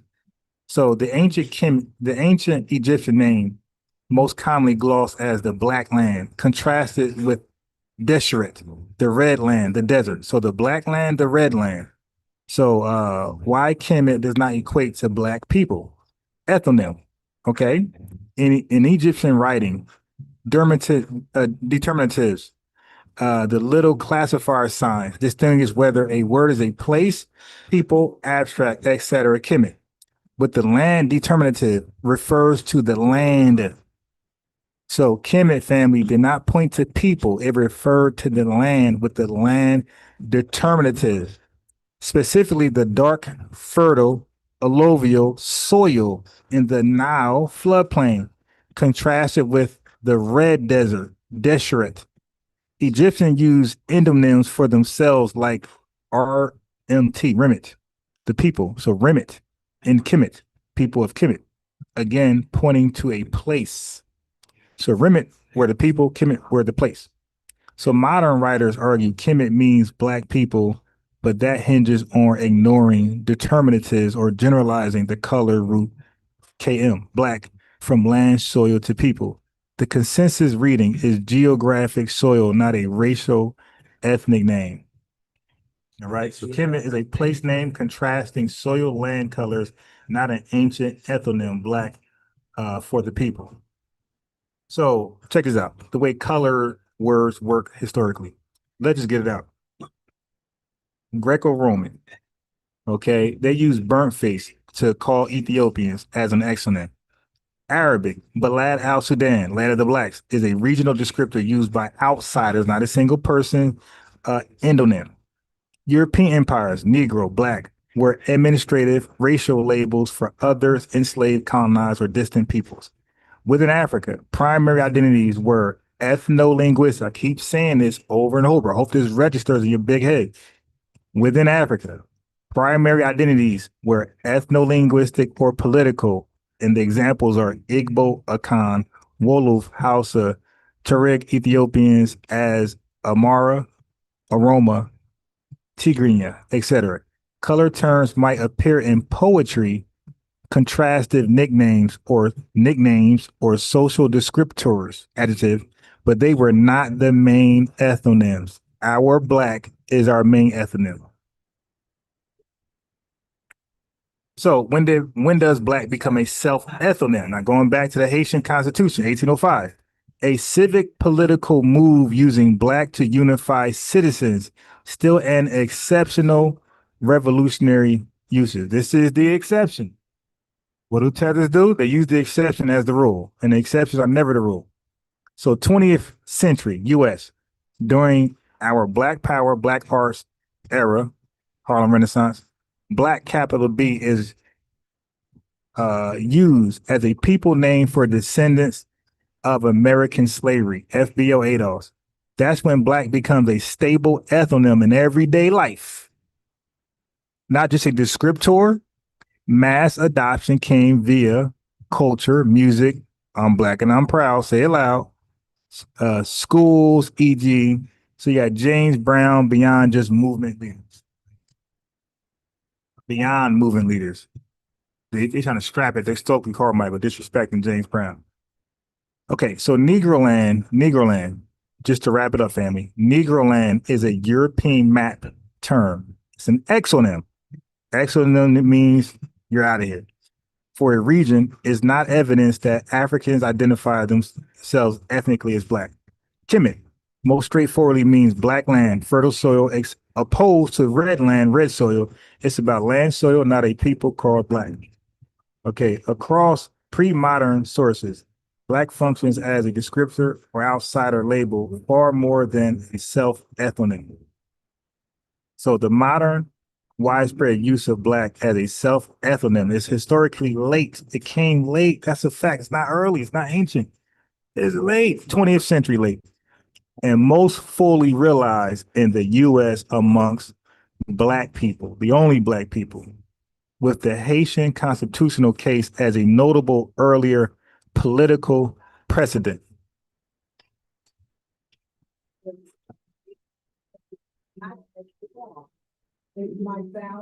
So we're the only black people. Livewire, thanks for the $5 super chat. I just seen it. Chief X Ali, peace and black B1. Let me give Chief X Ali a lineage wrench, make you a moderator. So I hope this is making sense to some people and most people. We got Golden Brown in the building. We got Terry. We got $10 super chat from First Class Citizen. Says Ryan, if you haven't already, I would like for you to look into it. It's accurate that John Baptiste Point found Chicago. I seen a clip with his descendants claim. Okay, so I went over that before. I don't. Okay, this is what I don't want to do. I don't want to discredit people for, coming over here and putting in some work. Like I said, Kwame Ture put in some work for us. Okay. So yes, the guy with Chicago, he came to America and put in some work. There's nothing wrong with there's nothing wrong with different poles coming over here putting in work. Okay, that doesn't change anything for us. Like we just say thank you, now go back home and do that there. You dig? That's all. We just say thank you and go back home and do that there. I think Bohemians got some credit in Florida. So I don't want to discredit people who are worthy of credit. I don't want to be a doc, right? I want to stand true to being a unbiased journalist, YouTube journalist, and give them the credit. Now, there is some exaggeration to answer your question, First Class Citizen. There is some exaggeration in that claim, but I don't want to do that. When revenue come up here and champion that, then I'll do it. But I don't want to start to, do that. This is a great grand rise today.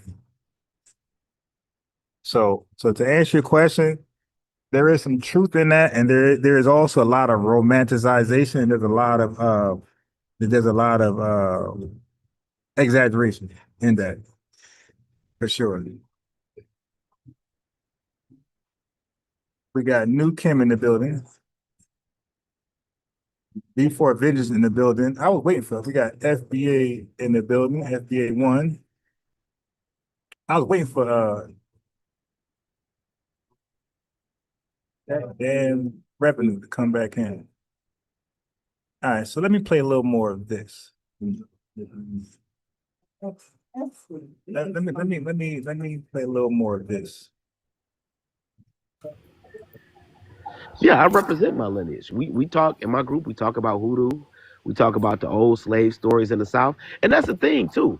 A lot of people that are claiming this lineage, these dudes don't want to be black. They don't want to be associated with the ancestor that did come from Africa. They talk about their Indians. Okay. Majority of them talk about. Matter of fact, a lot of them have a problem with FBA. They said you should call it Foundational Copper Americans or whatever. Don't matter. Your lineage is your lineage. You can't have a problem. If it's your lineage, you can't have a problem with your lineage. Yes, we're descendants of Africans. It's nothing. Everybody on the planet everybody on the planet is a descendant of Africans, sir. That's over 30, 40,000 years, Tyreek. Don't We talking matter. about the It's last still, 400 yeah. years. So when does that get? You see the slick stuff with descendants of African. And I would invite him over here. Like, no, we're just Poles. Some of us are Poles, some of us are not. Some of us are not descendants of African at all, but some of us are Poles. We are people of African descent.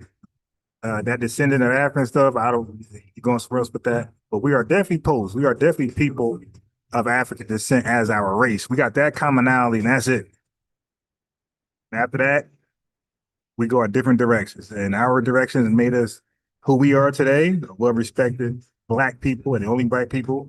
And your direction made you want to be one of us. Get erased? When does it not count? What's the year? Well, we still have the genetics of our ancestors. So do Big Mama so do and them white that was brought people. over here. So do white people. White people have African genetics. Yeah, 100,000 years ago, Tyreek. You can't compare that. White people are not 100,000 years old. Most of the Black people came in the late 1700s, early 1800s. Most Hispanics have African DNA because every Hispanic colony over here was a slave colony. So every Hispanic has African DNA. Yeah, you got Black Hispanics. Right. So how come they don't call themselves African Hispanics? I ain't even talking about the Black ones, the white ones. So just like there in the Creole colonies, we had a mulatto problem. They were told by their white tea fathers to identify with the conqueror's country and lineage more so than the African lineage because it was looked at as inferior. Okay. So your lineage, does it go to the beginning of this country? Well, that guy so that was like he got over here like 1750, 1760. So right, the beginning of this country. The beginning of this country. Yeah, he had 10 kids. He was a Fulani prince. They had 10 kids amongst the Fosters, but he ended up going back to Africa. He just didn't make it back home. Wait, what, in the 1700s? Yeah, they ended up going back. What was that thing they were sending people? They were starting to send people back to Sierra Leone or Liberia. How do you know he was a Fulani prince, sir? Ibrahim Sudi, he was Fulani. He could read and write in Arabic. He spoke Fula and stuff like that. You got a lot of those stories in places like he was in Mississippi, but in South Carolina and all that. So you saying is that the one who they wrote a book about? Yeah, well, yeah, he was one of them. I know it's a couple of them, but he was one of them. And you saying that's right? Okay, and then you saying that's your relative? Yeah, it's one of my relatives, and we found that through genealogy and DNA testing. Oh, so you don't have any paperwork? You just did a DNA? No, okay. We got cousins and all the cousins and everybody. Okay. Foster. Yeah, you know what it sounds like? It sounds like you're an African immigrant and y'all did a DNA test and found some guy. Oh, you're backdooring your way into the lineage, sir. See how you dissing yourself. Hey, family, that's what I was gonna say too. The simple fact that he keeps saying we're African descendants, and you have some people, and that's why I say be careful. Oh, I don't trust 23andMe. I wonder why.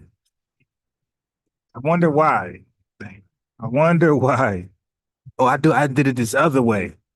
What other way? Sounds like backdooring. You're back. Oh, we go. Because I'm like, why are you talking all this tether talk? Oh, you done backdoored your way into it. But why fight against Africa? See, this is my thing. You're an African Why immigrant. are you fighting against your African history? Okay, there you go. Family, y'all watch this. If we're talking about watch this. This you is did an African immigrant. So John the Conqueror, right? You made a deodorant, Oh and we dealing with God. hoodoo. Sir, He why was a you, Congo. I don't, sir, you done got caught lying, sir. I can't stand these lying tethers. That's why he's sounding like a damn tether. That's what they're doing. He's trying to backdoor onto this African dude who was documented because he wrote Arabic and they used him to kind of decipher documents over here.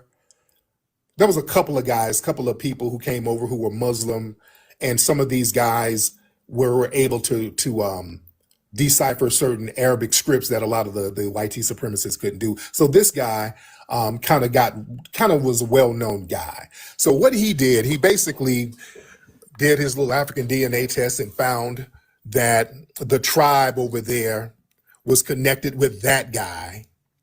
And so he's trying to latch on to him by claiming that African who was enslaved is his relative. So that kind of makes him indigenous. Yeah, they're backdooring, man. These people are trying their damnness to backdoor themselves into the damn lineage. You can tell just by the way they talk. Well, I'm a foundational African. I'm a foundational African. Yeah, you're not a foundational, but you're African. Yeah. That's why we don't use that term, to be honest. Too many deceptive ass people playing these damn games. Let me get Leo in here. Leo, where you at, brother? Somebody said let Leo up. Where brother Leo at? Hold on, let me see you, Lee. Hold on, where's Leo? Hold on, let me see if I can find Leo. Okay, I can't see Leo. Wait, there he is. Okay, hold on. Damn it. Okay, hold on. Let me get brother Leo in here because there's so many people in here. Hold on. I'm scrolling down. Oh, there he is there. Let me try to let Leo in. Let me try to get you up. All right, let me go to, I'm gonna pause that right there. I'm gonna go to the tether roast, have a little fun while I look at some notes. And while I wait for tether revenue. So I had to go around the country and educate people about. There your girl. She is so hilarious with that crazy analogy. Right here. Right here. Sir, we built America. There was no America until my family built it, sir. You see how that works? And you got ran out of an abandoned British colony, right? How did your family end up in America? How did you flee your homeland on canoe? How did you flee your homeland? Answer the question. Stop deflecting. How did you flee your failed homeland, sir? How did you flee that? Stop deflecting, Tariq Nasheed. Sir, you deflected from your failed homeland. How do you feel about that? Joke. Yes, sir. The joke is a person sitting over there musty in somebody else's country. That's a joke, sir. We're not the same. You're not like to a scammer, to a black projection. You come from a scamming culture, sir. That's why you couldn't make it in your homeland. Okay? So you're jealous. You're jealous of foundation. I made it in London. Like, what are you talking about? No, you didn't make anything, sir. You made Uber tether over there, leeching off the Fuck your wife in the Uber. Okay. So anyway, let me let you go back and deliver them postmates. Fuck your wife in the Uber. Sir, no, my wife don't like musty tethers, sir. Nigga. You didn't bang anything, sir. You sold bussy. You went over there to sell bussy. Okay, that's what you had to do. You had to go over there and sell bussy. All right. So, and you sell it out of your Uber. Okay. Okay. Let's see who else we. Yeah, don't come whining to us talking about somebody hate Africa. Nobody hates Africa more than fleeing tethers. You hate your homeland. That's why you fled and abandoned it, sir. No, we're not going to let you tethers run amok and just come at us crazy. We don't do that. Well, these tethers hate that I'm over here, because the table is being shaken.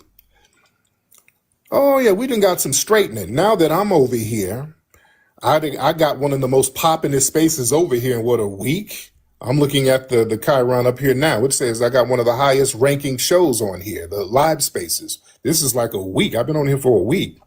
These folks been on here for years. These tethers, they can't get more than 9 people in their lives. And now they're going to get less than that because y'all see how real game is supposed to get put down, real conversation, real talk.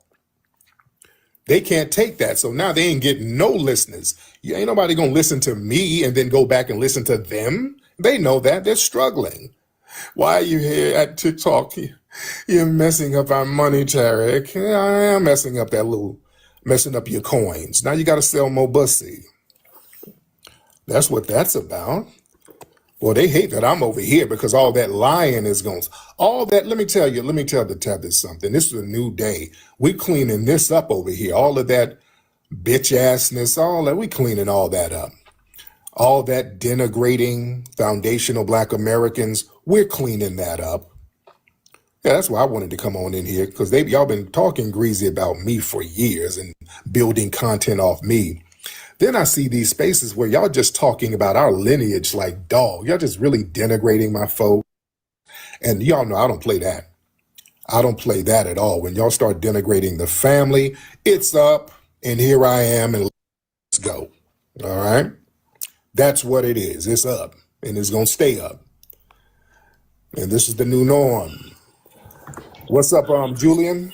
How's it going, Tariq? I'm good, brother. How are you, sir? I'm great, man. What up, Tariq? Hold on, Dominique. I'll get you in a second, brother. What's up, Julian? Go ahead, brother. Yeah, man. Putting the envy and jealousy out front.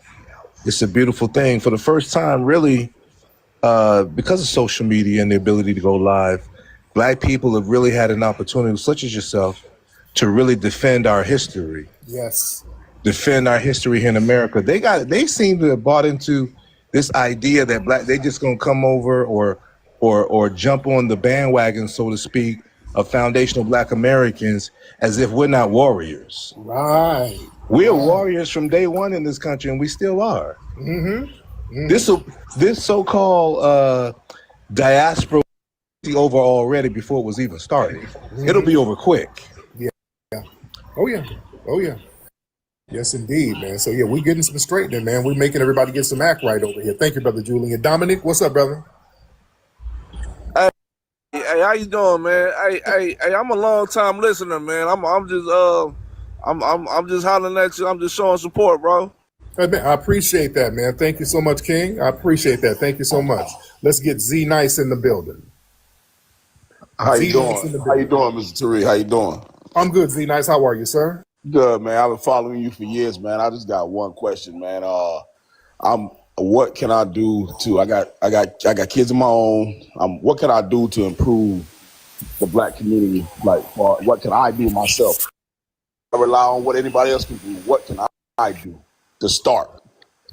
Yeah, man. Just really educate your children. That's the most important thing, man. Educate your children. Put them on game. Let them know about the importance of empowerment. Let them know about the importance of respecting where they came from and their real true lineage. Let them know the importance of not being psychologically finessed by systematic racism. Really teach them about racism early because they're going to get it early. And, just stay in their lives, man, and just be active with them. Who is this? I see a lot of names. Brandon, brother Brandon? Brandon Jefferson. Oh, yeah. Hey, what's up? What's up? How you doing, man? Everything good over there? Yeah, I'm great. Everything great, man. G. Hey, Reed. Honestly, I got on here on accident, but okay. But I've been rocking with you for years, man. And you doing your thing over here on TikTok, man. Let these others know what's up, man. Yes, sir. Respect to you, brother. Okay, let's get your baby daddy. Hey, Tariq. Listen, I never heard of the term foundational Black American until this app. Okay. And my friends told me that you created that term. Is that correct? Yeah, I popularized the term. Black American already existed, and all we did was put an adjective on it. Just put foundational as a commemorative term to commemorate the fact that we are foundational. Our lineage is foundational to this country. So I just popularized the term. I got you. How would you find that, like, on a DNA test? Because, like, I could say I'm a foundational Black American. I'm the whitest dude on this planet. But I don't understand how people could say that. Like, how do you prove that? That There you go. Here's their leader. Here's Zaddy. Zaddy come to defend his farm trolls. The one, the troll farms from Russia. Like, dang, the tethers ain't doing a good job. Let me come down and show you how to do it right. That would be my question. Oh, easy. Paperwork. Okay. Foundational Black Americans, we got some of the most thorough. My paperwork goes back to the 1750s, going to North Carolina. By name, I can name some of my great grandparents by name and their status. I had some people listed as mulatto, and then going to the other census forms, the Negro, color, and all that stuff. So yeah, we can just trace back with paperwork. Foundational Black Americans, we have meticulous paperwork. Now, when did your people come over from Europe? No, but so you're saying if somebody said, look, Dave, prove that you're a foundational Black American, I just have to say my great-great-great-great-grandmother, Shaniqua, she was in North Carolina, and that makes me a foundational Black American? Shaniqua, well, the great... Like a DNA test wouldn't say that, would it? The great-great-great-grandmother wouldn't say Shaniqua. And most DNA tests, they're going to go to really, all DNA tests go to 3 places, Africa, Europe, and Asia. So the DNA test, that doesn't really determine lineage like that. Generic, they're pretty generic. They like when you take a DNA test, I got European ancestry, I got Asian ancestry. Yeah, so that doesn't really go into lineage the way it needs to go. Now, when your people came from Europe, did they have paperwork? Honestly, I don't know. I wasn't around.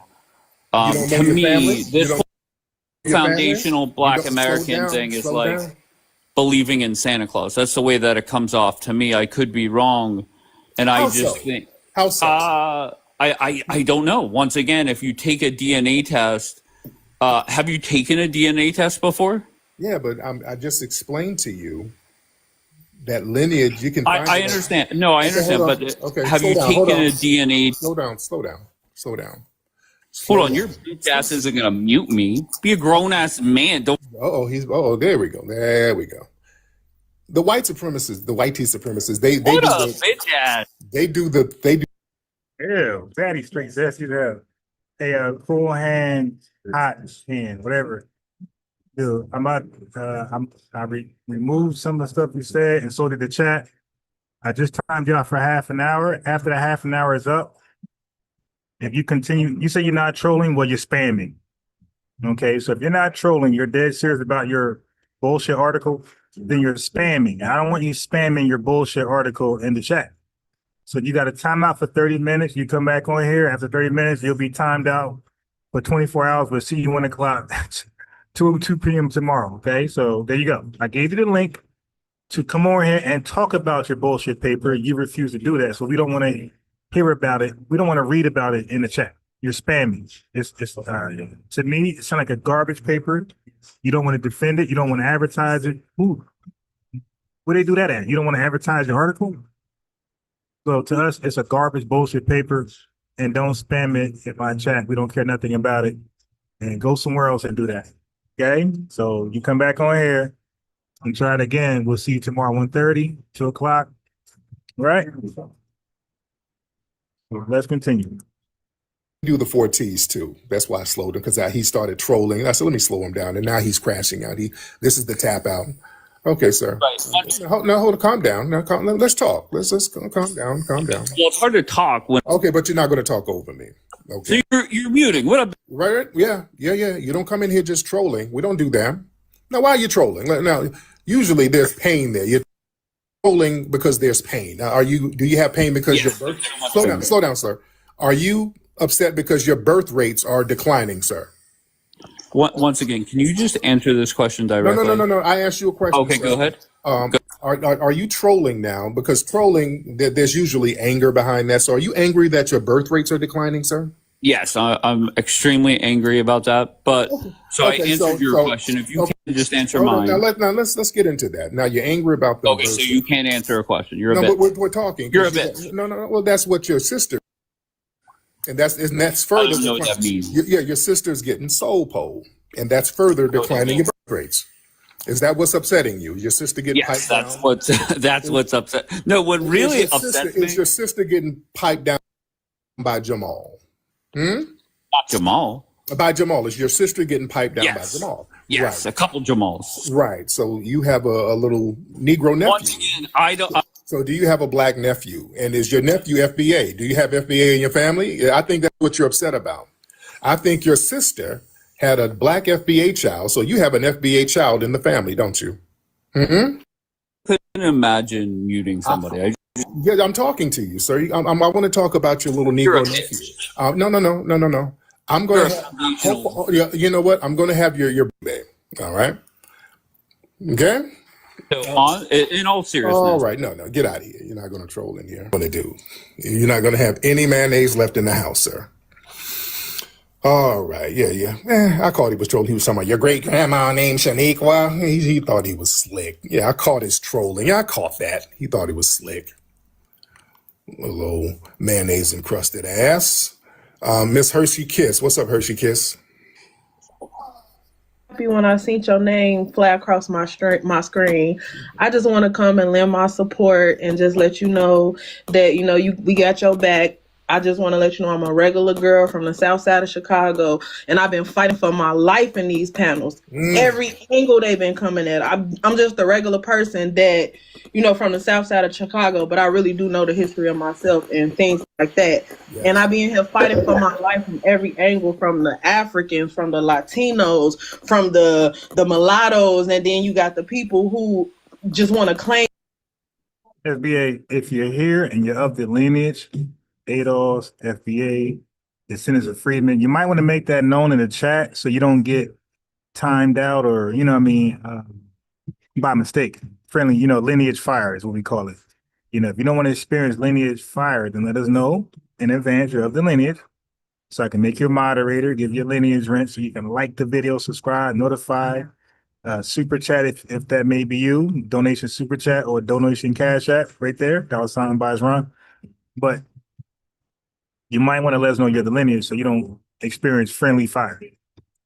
To be us, it's just so much hate, and I'm just glad that you actually synced it, and I'm glad that I also noticed that a lot of people that usually be up in these panels, they not trying to jump on your live. I noticed that as well. It seems like they scared. Yeah, they can go. They know you gonna fact check them. I've been called a pretendian. I don't know what. It got to the point where I had to put the Black American flag in my bio. So I just want to let you know that we got you. We got your back. It's a lot of us up in here. We literally been fighting for our life. Us fundamental Black Americans, we've been fighting for our life. Not people who got a platform, just us regular people just scrolling and seeing what they saying about us on here is crazy. Either they hate us, want to be us, idolize us, or claiming to be us, and they want everything about us but our skin. So I just want to lend my support and just keep going. And I just hope some of these people. Thank you. It's good. Okay. Who is that with the sound effects? Was that Rainy or Jet Life? Can you hear me? That Jet Life? Yeah, this Jet Life. What's up, brother? How are you? I'm good, man. Did you talk about Gavin Newsom vetoing the reparations? That the other day, but yeah, I'm gonna get into that. I'll get into that. I got to do a whole thing about that. That Gavin Newsom, he's been playing games out here in California. Uncle Leroy. Yo, peace. I'm foundational African American, brother. FAA. You're foundational African American? Yeah, we're delineating from the rest of the FBA. Oh, okay. How does that work? So me and you had a talk before on Twitter, right? We did. Okay. I know you're from Detroit. You know what I'm saying? Family and went to Kettering and everything. But Detroit. I knew Dr. Claude Anderson. We tried to help him get the Africa Town up here. Right. Yeah. We're Pan-African, man. I feel that it's been a lot of attack on Pan-Africanism and a lot of people claiming pretendianism, right?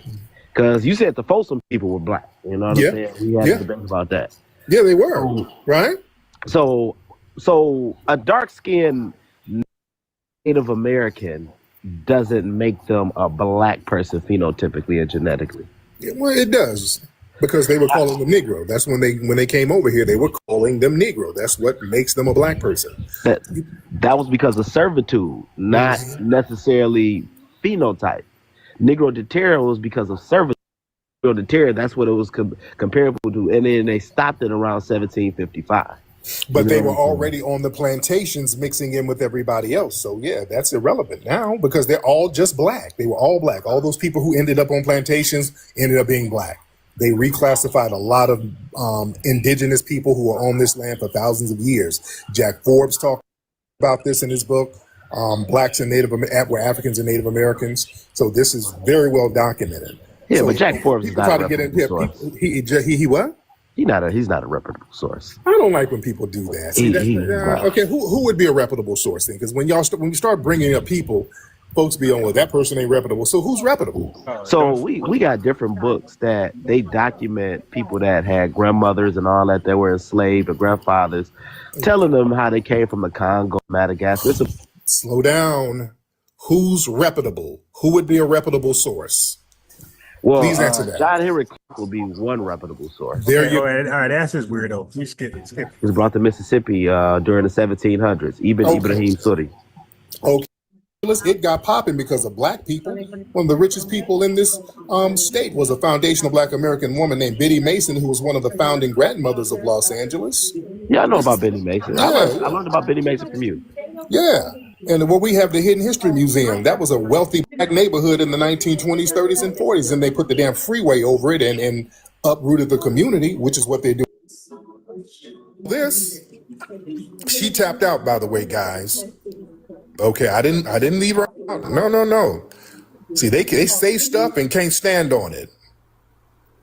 They say a whole tapped out the 4 T's, tiptoe, twist, tiptoe, twist. Dang. All right, I the third one I keep forgetting. Tiptoe, that's one word.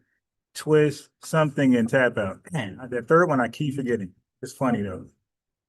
Whole bunch of BS and they can't stand on it. Oh, troll, tiptoe, twist, troll, and tap out. That is so funny, the 4 T's. And I'm not being rude, I'm asking questions. See, that's why they want us to be formless, generic Africans, so that anything we do, we're gonna have to give them credit. Your food, your music, everything come from us, Africa. Your music, hip hop, okay, but who the hell is the African Rakim? How come y'all can't rap then? Why can't you rap like us then? How come we do everything different? Where's say? How come we do everything in a certain way that nobody else can do? No, we have a unique culture. We have a unique culture, ladies and gentlemen. And I'm not trying to shine on people, but y'all don't do shit like us. Y'all not gonna do that. Where's your jazz? That's us. R&B is us. Well, there was a drum in the village, well, you didn't do nothing with it. We had to do something with it over here. It's no. You don't get credit because there was a drum in the bushes somewhere. No. See, this is why they're upset, family, because they can't take credit for FBA creations no more. See, that's the con game, family. We've been sitting up here giving away our damn culture to everybody. Now that we've delineated, people are starting to look around and see what folks ain't got. They ain't got nothing. They ain't got nothing popping. Who's the African Rakim? That dude who's saying, take you to the movies? They want to take you to the movies all day. Let me take you to the movies, baby. That's their Rakim. Gentlemen, I'm not trying to, come on, man. I'm a roast you. If y'all walk into the roasting, I'm going to have to, come on, you just going to walk on the plank. I'm going to push you off the plank. You just going to walk up there. I'm going to push you off the plank if you're going to walk up on it like that now. Don't say shit where you know it's horse crap. Come on, man. Come on, y'all. And I'm trying to show love, but don't come up here talking crazy. And then when it's time to show and prove and bring some facts, hold on, let me Google. My collard greens came from Greece. They don't make no collard greens. I've been to Greece, and Greek food is very good, by the way. Greek food is good. I love Greece. I went over there, had a great time. They don't have no damn collard greens. We didn't get no damn soul food from Europe. What did we get? Where's the European food? The food in Europe is horrible, especially in England. That food is infamously horrible. No, see they family. The better proof is this. The better proof is this. The better proof is real. Ask the average foundation Black American if a white person invites you to their home to eat, will we take that invitation? And that is going to be absolutely no. And it really is contingent on what they're cooking, right? Because there's some things you just can't mess up. So if they're cooking like a country style meatloaf, mashed potatoes, string bean, not string bean, but asparagus, maybe somebody show up. I don't know how you can mess up certain dishes, right? But maybe, but on average, the answer is no. I know for me, it's no. I'm not even trying. They got dogs in the house. The dogs be all over the food. They get the dude. The dog sometimes be their food tester. So I'm just good. I'm just good because I don't like how they have their kitchens, especially with dogs. Like how the dog eat like them, like eat. We seen it. We seen it. The dog lick all their fingers, licks the spoon, and outside of that, it's just a bland taste. Like it's nothing like, okay, yeah, I'll come. Like, it's a little different. Like maybe like a Mexican person, you'd be like, okay, I want to try Mexican food. Maybe a Jamaican, oh, yeah, I'll come over there and try some Jamaican food. It's a little different, And the only time we eat Chinese food is from a restaurant. Like a Chinese person just can't say, hey, you want to stop by and, I prepare, a dinner or lunch? Like, hell no. Breakfast, and it's not nothing like, like we're racist or discriminatory. It's just like the taste buds just ain't there. Like, nah, yeah, like you will not season it the way we will. And that's why you have so much soy sauce, hot mustard, and duck sauce in the restaurant, because goddamn well all that shit is bland. So just going back, we didn't get nothing from white Americans because we won't even sit at their tables and eat. I will never go to a Thanksgiving dinner that's thrown by now. White folks can make some damn desserts. So if they got desserts there, I'll tear some of that stuff up. But only desserts only. And maybe bread. They're good with bread. But when it comes to meals, Thanksgiving meal, Christmas meal, I'll pass. And I always pass. I always pass. Only time I eat at a white person's house if they're ordering out, if it's getting catered or, outside food. If they're preparing it, I'll pass. There's just too many things I'm thinking about that they do. And one is the animals in the house. That's one. And two is like, I don't think they're as sanitary as us, and for the most part. They cough in their hand, or they lick the spoon, they making spaghetti, they the commercials, the movie, they put the spoon in their mouth, the wooden spoon in their mouth to taste the sauce, see if it's good, and put it back, double dip, put it back in the pot. Look, I'm good. I'll pass. Y'all can experience that shit. I'm good. They love to try to say we got stuff from everybody else, but none of their shit is as good as ours. They always try. Well, you got mac and cheese from Germany. Modern mac and cheese, as we know it, that was Hemmings, a brother named Hemmings. Y'all look it up. Look up Hemmings and mac and cheese, baked mac and cheese. He was a chef. He went over to France because Thomas Jefferson. Hold on, let me read the chat. Funny as hell. Me business said, cats be on the table nibbling before the people get a chance.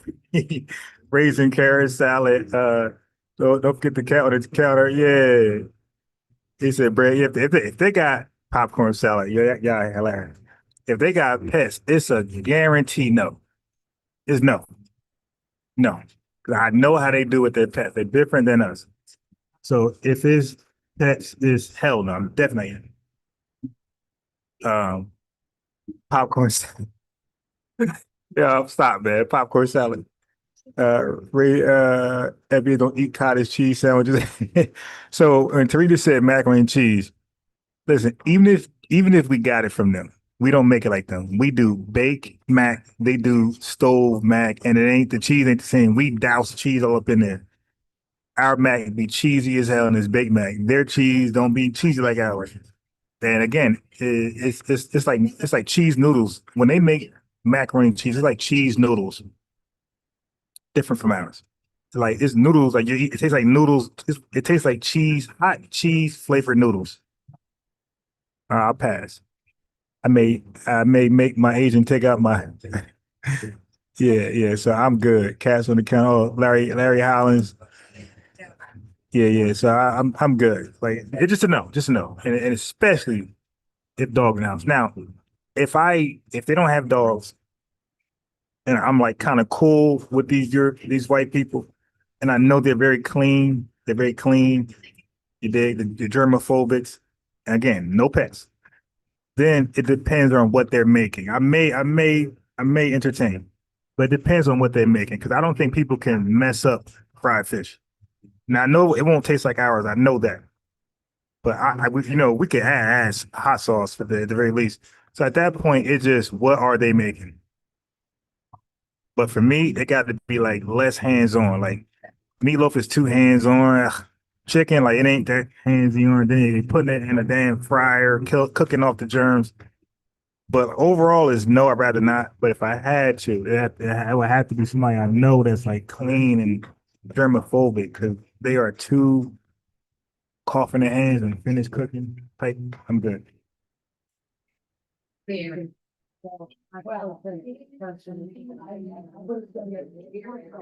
sent him over there to France, and he was working with cooks over there. And the mac and cheese was over there, but it was that runny ass mac and cheese with basically some noodles and water and some melted cheese. It was just real janky. I just explained that. I said their mac and cheese is just hot noodles, cheese flavor hot noodles.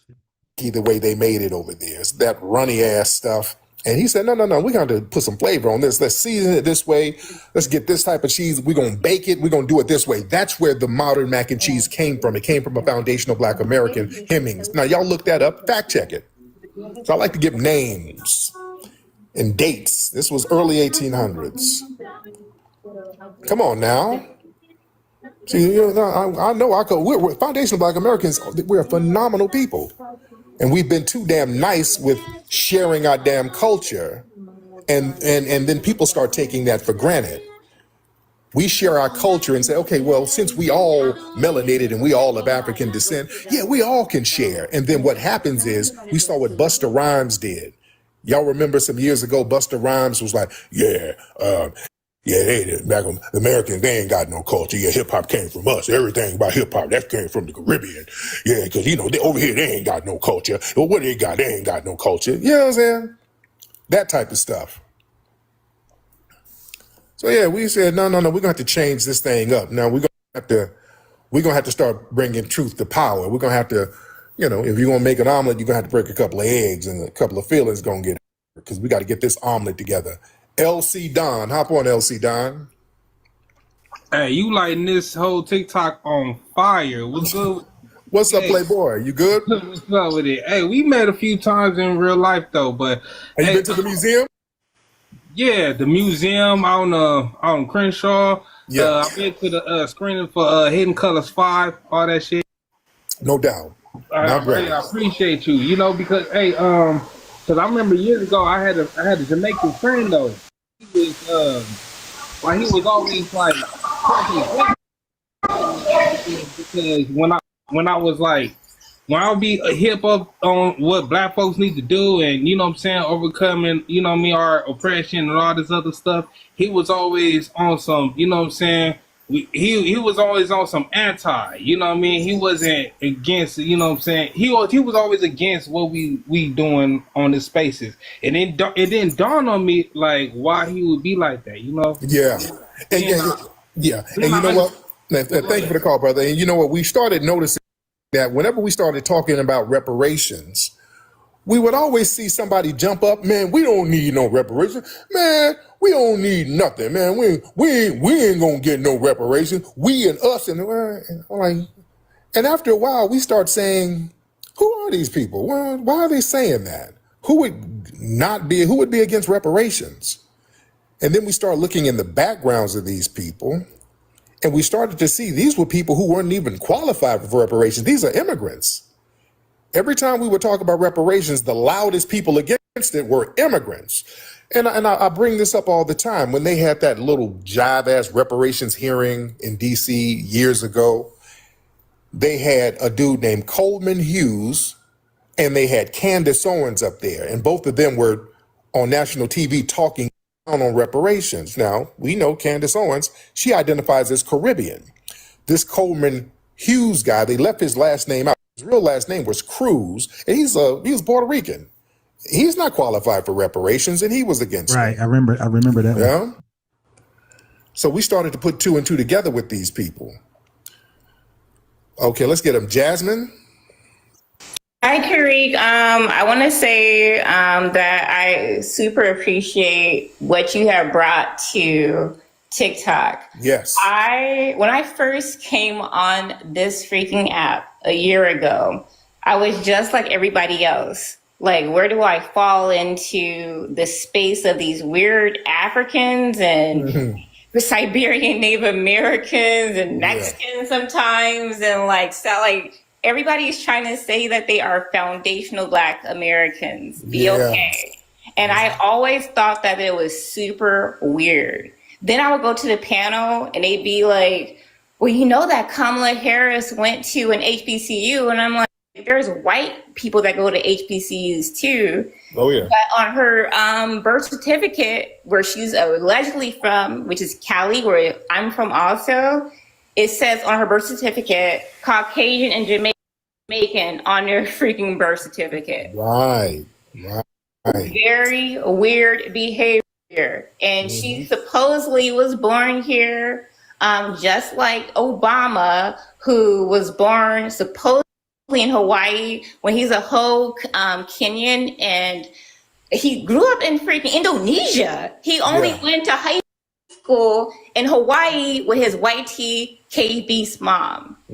These things bother my soul. Yeah. And I've been saying that since I've been on TikTok, and I kind of floated between the term FBA and the Caribbeans, and they like to lock onto the American Indian tie, right? Yeah. They'll be like, oh, because we're American Indian. And it's like, are you talking about the continent?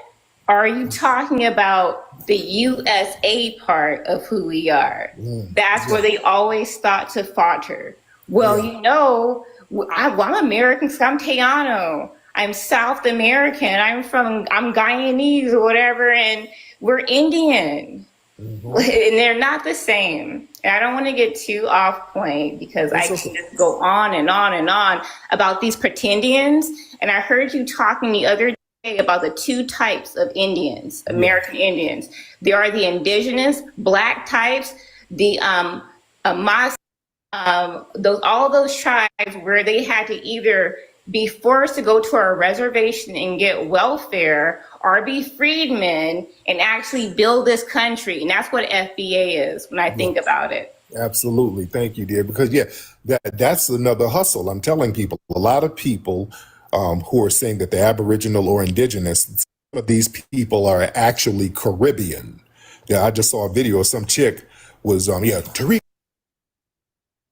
The Haitians, they Aboriginal to the Americas too. Yeah, I'm telling y'all, they're trying to backdoor this shit, man.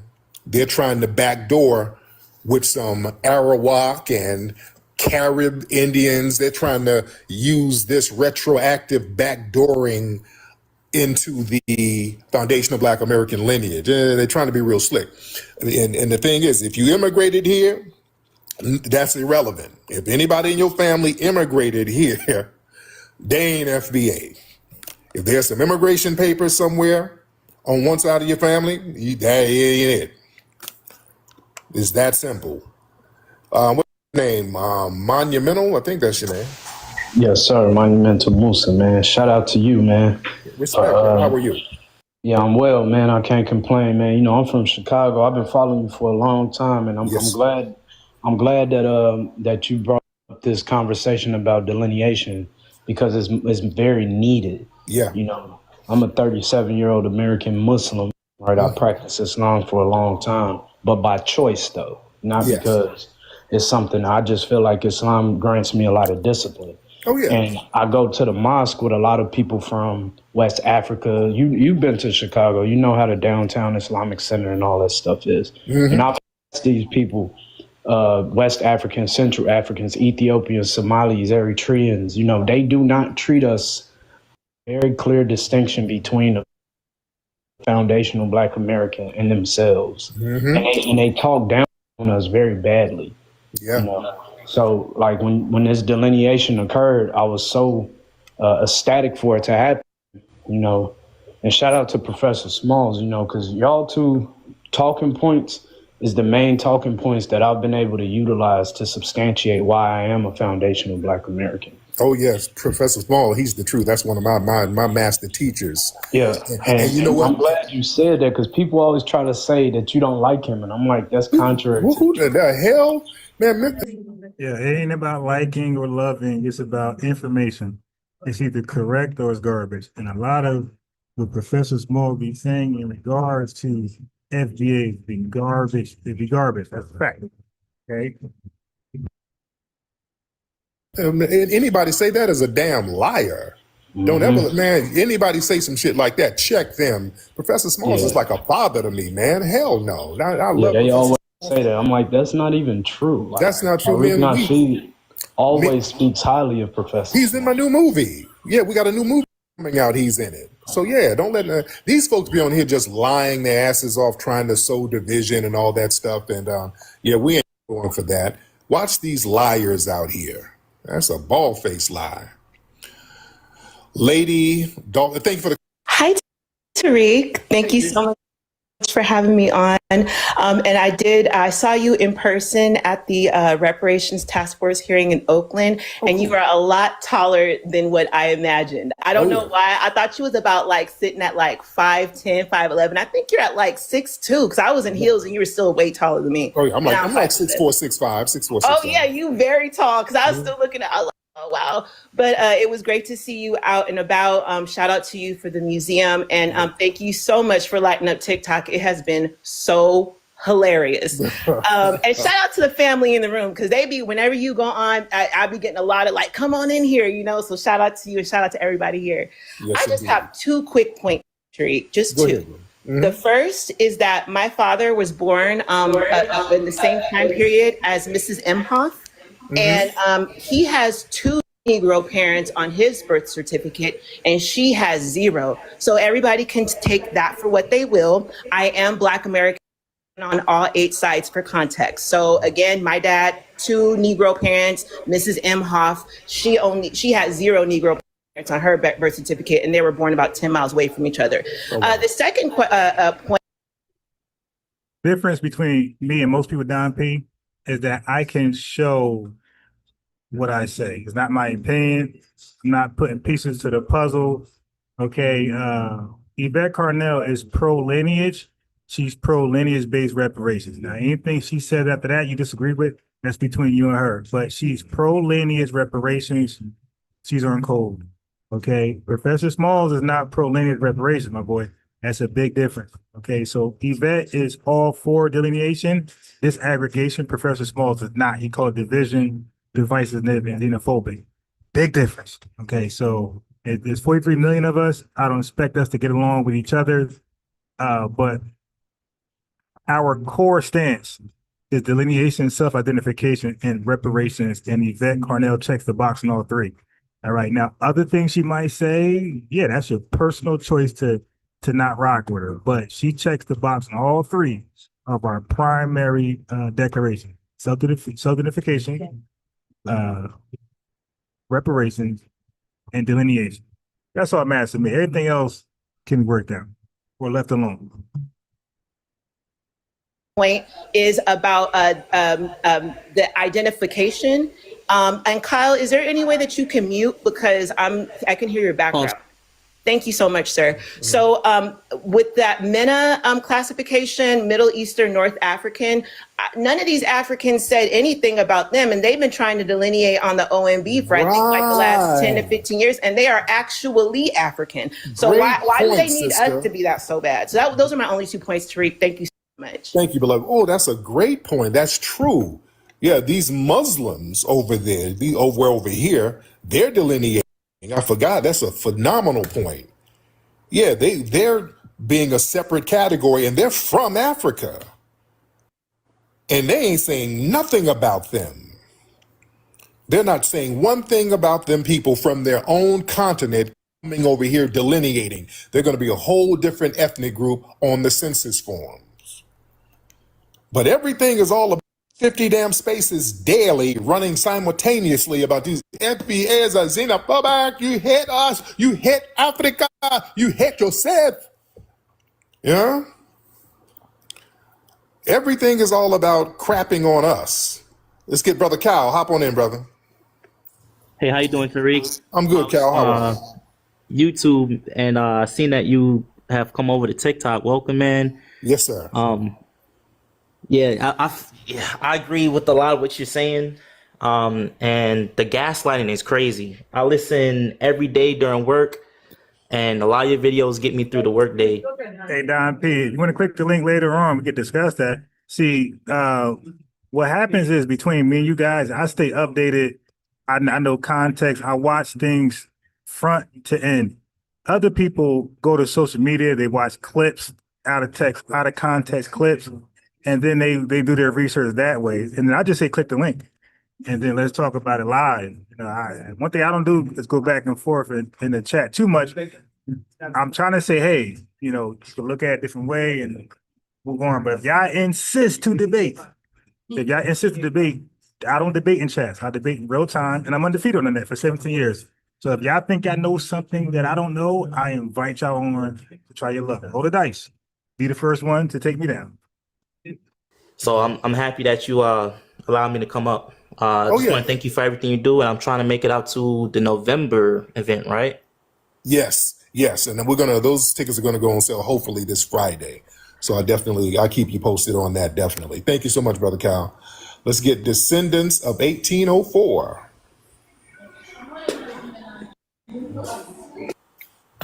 Oh, I guess they didn't mean to get on. Okay. Let's be very careful, guys. If you get on, all right. Some of y'all may or may not want to get on. You might hit the button by mistake or whatever. All right, let's get on. Who is this? Let's get King. King, hop on in, brother. What's up, Tariq? What's up, King? How are you, sir? Man, I'm doing well, man. I wanted to let you know you got the streets on fire for 2026, brother. You do. Yeah, I'm trying, brother. You are, man. So keep your foot on the necks. I want to let you know the streets are talking about you all over. Houston, Texas rocks with your message, man, and we love you, brother. Man, respect. I got to get down. You know, I'm trying to buy a house in Houston. I love Houston. Okay.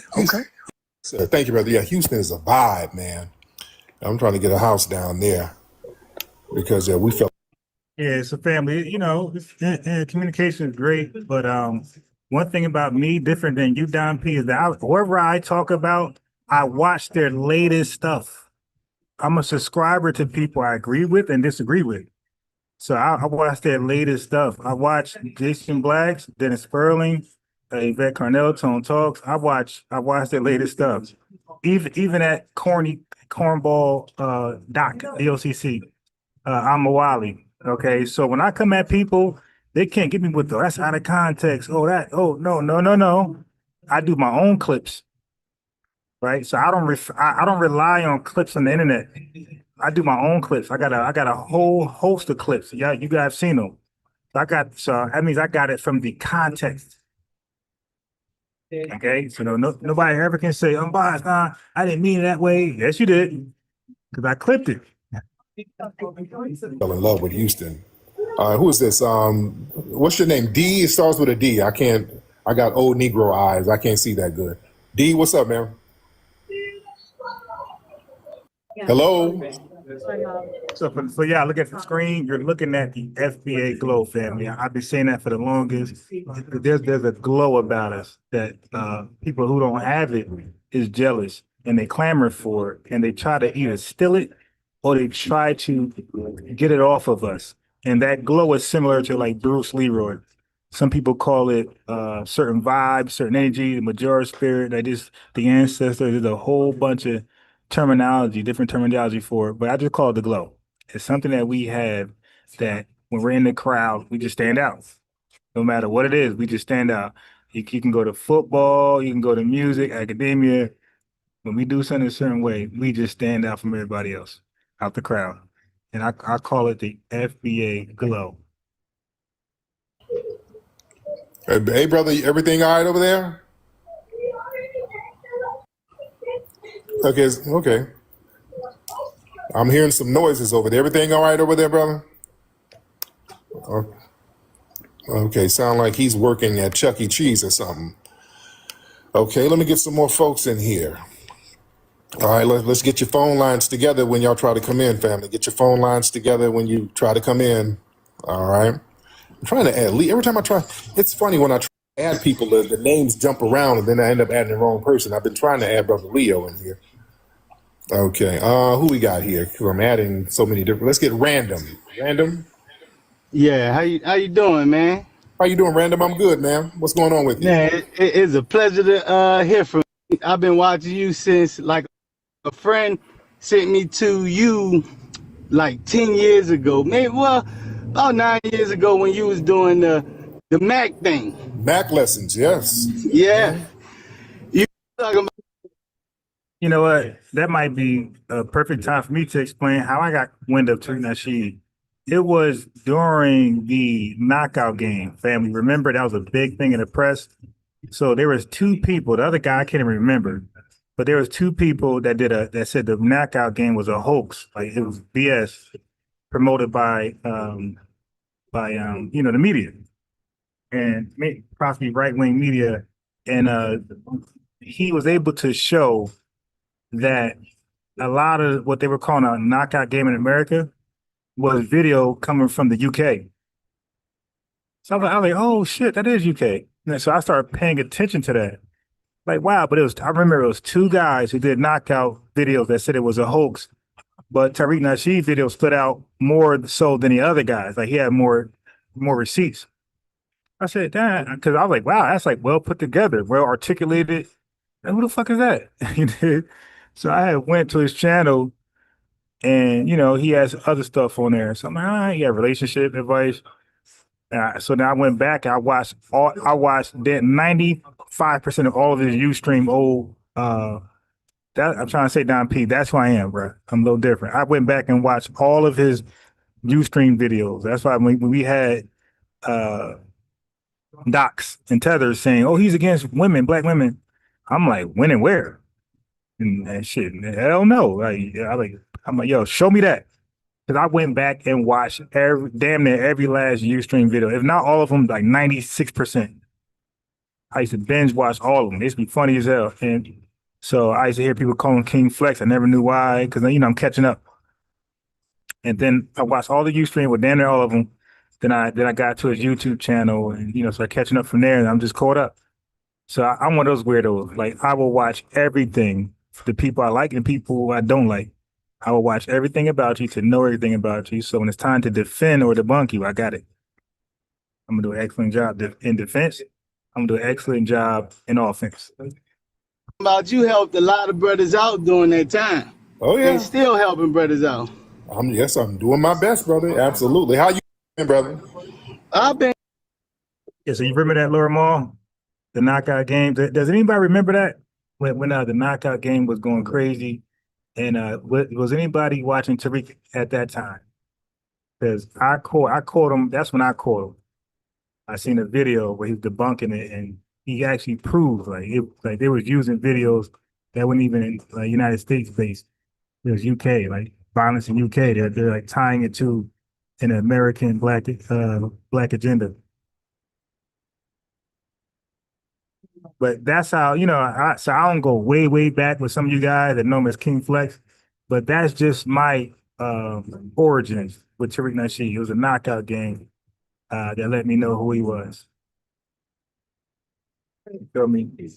So, that would be dope if you guys can, if you guys remember how you came to Tariq Nasheed, the knowledge and what introduced you, what video, what event. Because mine was a knockout game. That'd be dope to see what introduced you to Tariq Nasheed. That'd be a dope conversation. Been good. I've been real good. Now I just found out about this, start seeing it like everybody saying like it's just roaming in TikTok and they just trying to bash you. And I'm like, As you asking how long ago was that, I'm actually trying to go find it right now.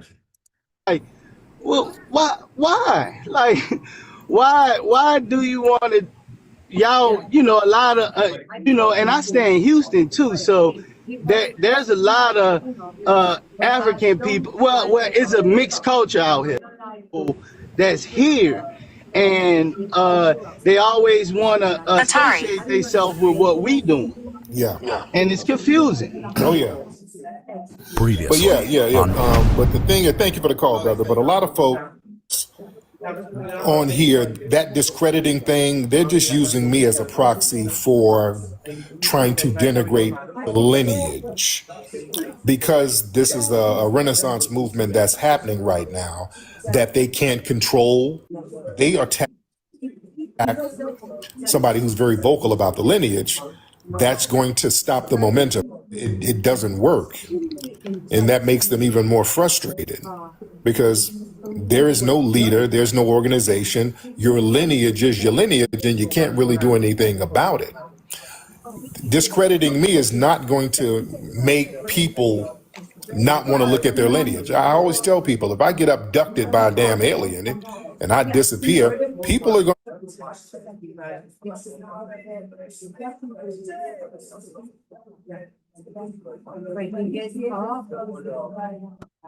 All right, so it looked like maybe 11. This one shows 11 years ago. So I'm not. It could have been 11 years ago. I know it wasn't 7. Yeah. See, look, this 11 years ago. It could have been.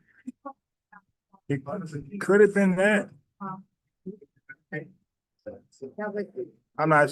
So okay, so that maybe 11 years ago, if not longer, but at least I'm looking at something. It says because these folks have re-uploaded. You feel me? So it says 2013. It says Ustream. See, I told you Ustream is how I found out about them. It says 3-Nashi knockout game Ustream 11/24/2013. So it looks like 2013 is that almost sounds about right, like with me. I'm trying to think what I was doing during that time. Like I know by dates, like what I was doing in life, like where my mind was at. So 2013 might be right. It might be 11, 12 years ago. That might be right. Well, it's not exact, it's around there, but the upload says 11 years ago. That sounds almost about right. And that makes them even more frustrated, because there is no leader, there's no organization. Your lineage is your lineage, and you can't really do. All right, so family, in the background, I'm working on something that I did before. I don't know where it's at. And I don't know if it was part of a video and I was already going, but I'm gonna do a whole video called this. All right, so family, when it comes to gentrification, right? Because getting noisy here also. So when it comes to gentrification, it's usually, if you think about gentrification, I always thought it was rich people buying low to sell high, right? A community falling apart, lack of funding, purposely done, and crime is up through the roof. And that's when, like, these are the key signs of gentrification. Matter of fact, I might make that the highlight. But so that's kind of expected, and we know about it through our entire existence in this country.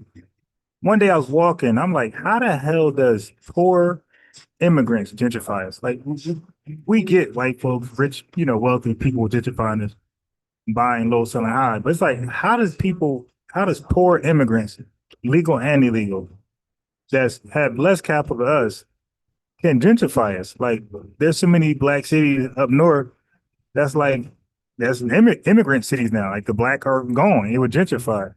So I'm like, how the hell is that even possible? How can people who are more poor than you buy you out your city?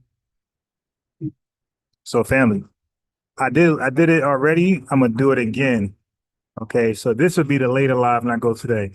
When I go live today, I'm going to show you irrefutable, documented proof how immigrants were allowed. Yeah, the word allowed. When Tariq, that she be saying they were allowed, I'm gonna show you how immigrants were allowed to gentrifiers with no money or little to no money.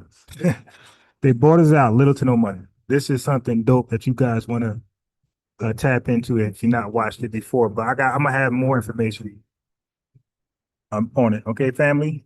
So I'm gonna sign out with that. I'm gonna say to everybody who has not liked the video, like the video on the way out or right now. This is the time. Like the video. Go ahead and subscribe if you haven't done that. Hit the notification bell to know when we're live and to check this live out later. Also, those who super chatted with a message or just super chatted for the love, the lineage love. Thank you for that. And I would say on the way out, the Cash App right there, the donations are welcome. So go ahead and write that Cash App thing down. You could donate whenever your heart desires. Don't have to be alive. You could just be home one day. You know what? Just enjoying life, like living your best FBA life. You know what? I appreciate them buyers, Ron, what he does, what he attempts to do. You see my brother some love, some Cash App love. So yeah, so write that down, take a picture. I don't give a Chris Tucker voice, and support me, support the channel, and value what we're doing here. All right, family, I'm out. Peace and love, Grand Rising. I'll see you later. My son's starting to have homework. He 3 going on 4 next month. So I gotta help him out. Like they're trying to teach him how to write his name. Like he's in the beginning stages of like writing a Z and an E and a B and I. So it's kind of tricky for him. So I gotta help him with his homework. It's so funny. All right, yeah. So I'll be trying to like encourage him. I might go to another diner. I hate to come to the same diner twice, but I might do that. But yeah, so if anybody want to even donate to that, because I try to encourage it. Now I'm not a parent. Look, I'm not a parent who likes to overfeed. Like if y'all know how I look, I can show you video of me in the gym. I'm 47 and I can play ball with the 30 and 25, 22-year-old all day. Matter of fact, I only play with them. When I play ball with guys my age, I look like Michael Jordan. So, but when I play with the youth, I look more like Patrick Beverly, Seth Curry type of guy, like normal. I look normal. I'm putting in work. I'm there. They know I'm there. I'm not going to be, Kyrie Irving. But my age, I'm like Michael Jordan. So it's not like competitive for me. So I said to say, like, so I don't feed my son. Matter of fact, at this dining right here, I was getting them smoothies. Like they make smoothies there. So yeah, I'm one of those health aware guys. Like not a lot of sugar, not a lot of salt, healthy stuff. You know what I mean? Fruits, vegetables, smoothie drinks. So that's where banana, apple, I do that. Yeah, so Cash App, lineage support, and check it later on this. How I gotta find out a way to term the video, like make it catchy. Poor people buying this out. Or immigrant, I don't know. I'll think of something. Family peace. And maybe revenue call.